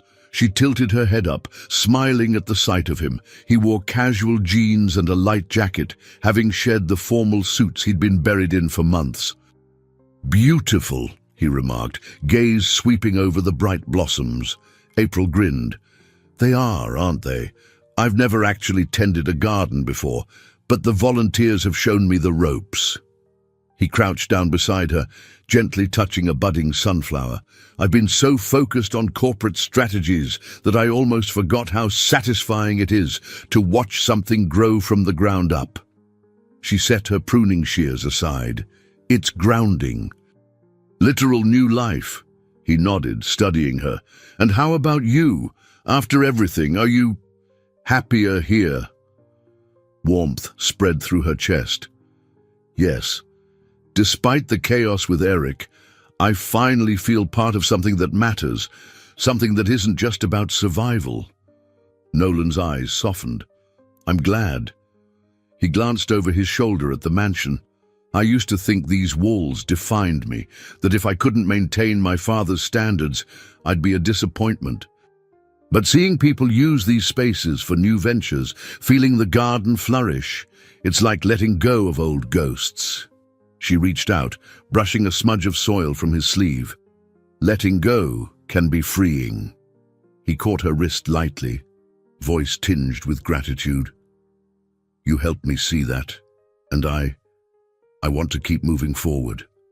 With you by my side, if that's something you want too." Her pulse quickened. "I do," she answered softly. The sincerity in his eyes made her heart flutter. They had come a long way from that first bucket of water encounter. Just then, Mariam called from across the courtyard, waving a phone. "April, Nolan, the lawyers want to schedule another meeting. Something about a final settlement offer from Eric's side." Nolan rose to his feet, face hardening. "Settlement? After all this, he still wants to negotiate." April stood as well, dusting her hands. "Let's see what they have to say. Maybe it's just standard procedure." Together, they crossed the lawn, leaving the garden behind. Though neither voiced it, they both harbored a quiet dread. Settlement talks implied Eric might try one last maneuver to avoid a full trial, which could mean anything from hush money to partial admissions of guilt. But after everything Eric had done, neither April nor Nolan felt inclined to let him slip away unscathed. When they reached Mariam, she handed Nolan the phone. He walked a few paces away to talk in private. April exchanged a glance with her friend, nerves swirling. "Think Eric's lawyer is desperate?" Mariam shrugged. "Likely. Eric can't weasel out of the break-in charges now that the cops have evidence connecting him to the window and footprints." She paused, then added quietly, "But be careful, he's still cunning." April nodded, pressing her lips together. Cunning didn't even begin to cover it. Eric had upended their lives once. She wouldn't put anything past him. Nolan returned, slipping his phone into his pocket. "They want a meeting at the attorney's office tomorrow morning." Apparently, Eric's team is suggesting a plea deal. He might plead guilty to some charges in exchange for reduced sentencing. They also want an NDA to keep certain financial details confidential. April blew out a breath. "How do you feel about that?" He set a steady hand on her shoulder, angry that he's trying to wriggle out of full accountability. "But we have to hear them out. It might expedite closure and spare us a drawn-out trial. The question is, do we want closure bad enough to see him get a lighter penalty?" Her thoughts darted to the stolen documents, the humiliating confrontation, the heartbreak he'd caused both of them. "If it means you can move on, if it means we can all move on, it might be worth considering." Nolan's gaze swept the vibrant flowers behind them, then returned to her. "We'll decide together," he said, voice resolute. "He's taken too much power from us already. This time, we choose our own path." April felt a surge of resolve. "Yes," she thought, "this time we stand on equal footing." The seeds of renewal they'd planted were bearing fruit in more ways than one, and she was determined not to let Eric cast his shadow over their hard-earned happiness any longer. The next morning, April and Nolan sat side by side in the glossy conference room of Nolan's attorney's office. A long rectangular table separated them from Eric, who was flanked by his own lawyer. The air crackled with tension, each side weighing outcomes that could reshape their futures. Eric wore a subdued expression, nothing like the smug grin of before. The stress of looming legal consequences etched deep lines across his face. His lawyer, a wiry man with sharp eyes, launched into a prepared statement. Eric was ready to plead guilty to misdemeanor theft and trespassing, avoiding felony charges if Nolan agreed to an NDA on certain financial documents. Eric would pay partial restitution, though far less than the damages listed. Nolan's lawyer, a measured middle-aged woman named Ms. Bennett, kept her expression neutral. She glanced at Nolan for input. He studied Eric, then spoke calmly. "You admit you broke into my estate, stole documents, and used them for blackmail. Yet you want a plea deal to reduce your punishment," Eric's lawyer offered a curt nod. "My client acknowledges wrongdoing, but we maintain that the intention was to reveal questionable dealings tied to your late father's legacy, financial records that were never made public." A spike of anger flared in April's chest at the deflection. "That's not an excuse," she said, voice trembling. "You used them to blackmail Nolan in front of investors." Eric's gaze flickered to her, then away. He pressed his lips into a thin line, but said nothing. "Ms." Bennett cleared her throat, redirecting the conversation. "Mr. Sanders has the right to decline any plea deal that fails to adequately address the harm caused by your client's actions. The attempted extortion, in particular, is grave." Eric finally spoke. "Look, I never wanted it to go this far. It was business, just trying to get a shot at success. But I made mistakes." His voice lacked the confidence it once held, sounding almost hollow. Nolan let out a slow breath. "If we accept this deal, you'll avoid a lengthy trial and potential prison time. But you'll have a criminal record and owe restitution. Any future attempt to harass me or April will violate the agreement and result in immediate legal action. Understood?" Eric nodded, eyes downcast. "I get it." April's heart thumped. She dreamed of a scenario where Eric faced the full weight of his crimes, long jail time, public disgrace. Yet seeing him now, deflated, made the victory feel bittersweet. He's finally cornered. She had no sympathy left for him, but also no desire to let hatred consume her. Ms. Bennett addressed them in a businesslike tone. Mr. Sanders, Ms. Mitchell, do you wish to accept the proposed terms with amendments regarding the restraining order and additional restitution, or do you prefer to proceed to trial? Nolan glanced at April, a silent question in his eyes. She thought about the months of turmoil, the cost, emotional and financial, that a drawn-out trial would bring. The co-working space, the garden, her new responsibilities. Could they truly move forward if they were stuck in court battles? I think we've all suffered enough, she murmured, voice quavering. If Eric accepts guilt and pays for damages, maybe it's time to close this chapter. Nolan inhaled sharply, tension rippling through him. Then he gave a brief nod. We'll accept the plea deal with Mrs. Bennett's recommended amendments, full restitution for property damage, acknowledgement of extortion, and a restraining order preventing any future contact with us, personally or professionally. Miss Bennett made notes, and Eric's lawyer nodded in agreement. We'll finalize the paperwork. The court will schedule a hearing to confirm the plea. Eric barely lifted his gaze. Thanks, he muttered, sounding defeated. April found little satisfaction in his gratitude. At least we're done, she told herself, leaning back in her chair with a weariness that reached her bones. When the meeting adjourned, Eric filed out with his lawyer. He paused at the door, casting a final glance at April. Something flickered in his eyes, regret or resignation. She couldn't tell. Then he was gone, leaving behind the weight of a history she'd once believed she couldn't escape. Nolan touched her shoulder gently. Are you okay? She released a breath she didn't realize she'd been holding. I think so, just processing. He nodded, eyes reflecting the same exhaustion. I'm relieved it's over, at least in a legal sense. We'll have a hearing, but it's mostly a formality now. Ms. Bennett offered them both a small smile. Congratulations on reaching closure. I'll handle the filings. Let me know if you have any questions. They expressed their thanks and left the building. Outside, crisp morning sunshine warmed April's face. The city's noise and bustle wrapped around them, a reminder that life kept moving, no matter the storms weathered. Nolan slipped his hand into hers, drawing her close. Let's get some fresh air, he said gently. Maybe a walk by the waterfront. She felt tears prick her eyes at his thoughtful suggestion. The memory of their first dinner date came rushing back. How nervous they'd been, how hopeful. So much has changed, she thought, giving his hand a slight squeeze. I'd love that. Arm in arm, they strolled away from the imposing courthouse, stepping into a future that, while uncertain, belonged to them.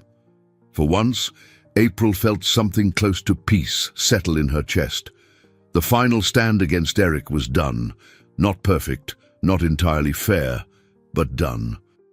And for the first time, she believed they had the freedom to look ahead without fear. A few weeks later, the Sanders mansion buzzed with a spirited weekend event. Families and local entrepreneurs mingled among pop-up stands offering fresh produce from the garden, handmade crafts, and even a small coffee station staffed by Mariam, who served lattes with artistic foam designs. Children darted between tables, giggling at the bright balloons waving in the summer breeze. Music drifted from a small stage near the courtyard, where a local band performed laid-back tunes. April stood by a trellis of climbing roses, watching the scene with a mixture of wonder and gratitude. She'd helped orchestrate the entire day, a community open house, as part of her role in the mansion's evolving identity. The once empty halls were alive with laughter and possibility. Nolan approached, a relaxed smile lighting his features. He wore jeans and a casual button-up, embodying the balance he'd found between formality and warmth. In his hand, he carried 2 cups of lemonade, offering one to April. "You've outdone yourself," he said, tipping his cup toward the throng. "Look at all these people. So much joy in this place now." She blushed, sipping her drink. "It's thanks to you, too. You took a risk, opening the mansion to the community, and people love it." She gestured toward the co-working wing. "We're officially booked up for the next 6 months. I have a wait list of local businesses wanting to join." He let out a soft laugh. "Guess I'll have to expand again." They strolled through the garden, passing rows of lush vegetables and fragrant herbs. Volunteers explained planting techniques to curious visitors, while kids crouched down to examine earthworms in the soil. The air hummed with life. At the far end of a new walking path, April and Nolan paused by a simple wooden bench. Its plaque read, "In honor of new beginnings." She touched the bench's back, smiling. "I love that you dedicated this to everyone who helped rebuild." Nolan's gaze lingered on her. "This bench is for all of us, especially for you. Without your heart, your resilience, I'm not sure I'd have found the courage to reinvent this place." She brushed her hair aside, heart fluttering. "I'm just grateful to be part of it and to be here with you." He reached out, gently taking her hand. Sunlight filtered through the leaves, casting dappled patterns on their faces. "About that, there's something I've been wanting to ask." Her pulse quickened at his tone. "Yes." He hesitated, then cleared his throat, a slightly sheepish grin breaking across his face. "Not a proposal, if that's what you're thinking," he teased, his own cheeks coloring. "But I'd like you to move in if you want. The mansion's huge, and there's no reason for you to be struggling with rent or living so far away from this project you pour your heart into." She caught her breath. Part of her had wondered if they'd reach this moment, but the reality still stunned her. "Move in, are you sure? That's a big step," he finished softly. "Yes, I know, but we've been through a lot together. If we can survive lawsuits and sabotage, maybe sharing a home isn't so scary." Her eyes misted. She thought of her tiny apartment, the chipped paint on the walls, the memories of Eric's harassing calls. Here, she had a chance at a fresh start. No secrets, no fear, just an honest life shared with someone who believed in her. "I'd love to," she whispered, voice trembling with emotion. Nolan's grin broadened, relief shining in his eyes. He gently cupped her cheek and leaned in, kissing her under the soft rustle of the roses overhead. Her heart soared, capturing a moment that felt like pure promise. All around, the hum of the open house carried on, children laughing, neighbors chatting, the band playing cheerful chords. But in that instant, it was just the two of them, choosing each other and a future bright with possibility. They pulled apart, beaming. Taking her hand, he guided her back toward the main lawn, where Mariam waved excitedly. Cameras from local press snapped photos of the thriving event, and the sweet smell of fresh lemonade mingled with the breeze. For a brief second, April closed her eyes, remembering how it all began. A misunderstanding, a bucket of water, a man she thought was an intruder in a lonely mansion. Now that mansion pulsed with life and love, no longer a silent fortress, but a welcoming sanctuary for growth and community. "This is our final image," she thought, heart swelling with gratitude. The quiet, uncertain woman she'd been was gone, replaced by someone who took risks, stood up for herself, and found belonging in the most unexpected place. Nolan had learned, too, that his worth wasn't tied to his father's shadow, but could blossom under the light of his own vision. Arm in arm, they moved through the crowd, greeting well-wishers, receiving hugs and handshakes of congratulations. The haunting echoes of scandal and shame had finally faded, replaced by a chorus of warm voices celebrating a new era. Beneath the swaying branches of an old oak tree, they paused once more, just to inhale the moment. Joy radiated from every corner, from the co-working desks filled with ambitious thinkers to the garden bursting with bright blooms. And at the center of it all stood April and Nolan, proof that from the wreckage of broken dreams, one could build something far stronger, far more beautiful. Together, they stepped into the sunshine, letting the music and laughter wash over them, leaving the past behind. This was their story, written in resilience, bound by trust, and lit by a love that promised to endure no matter what storms might come. I hope you enjoyed today's story. Subscribe to the channel so you don't miss more stories like this. Leave a like and comment below what you thought of the story. See you in the next video.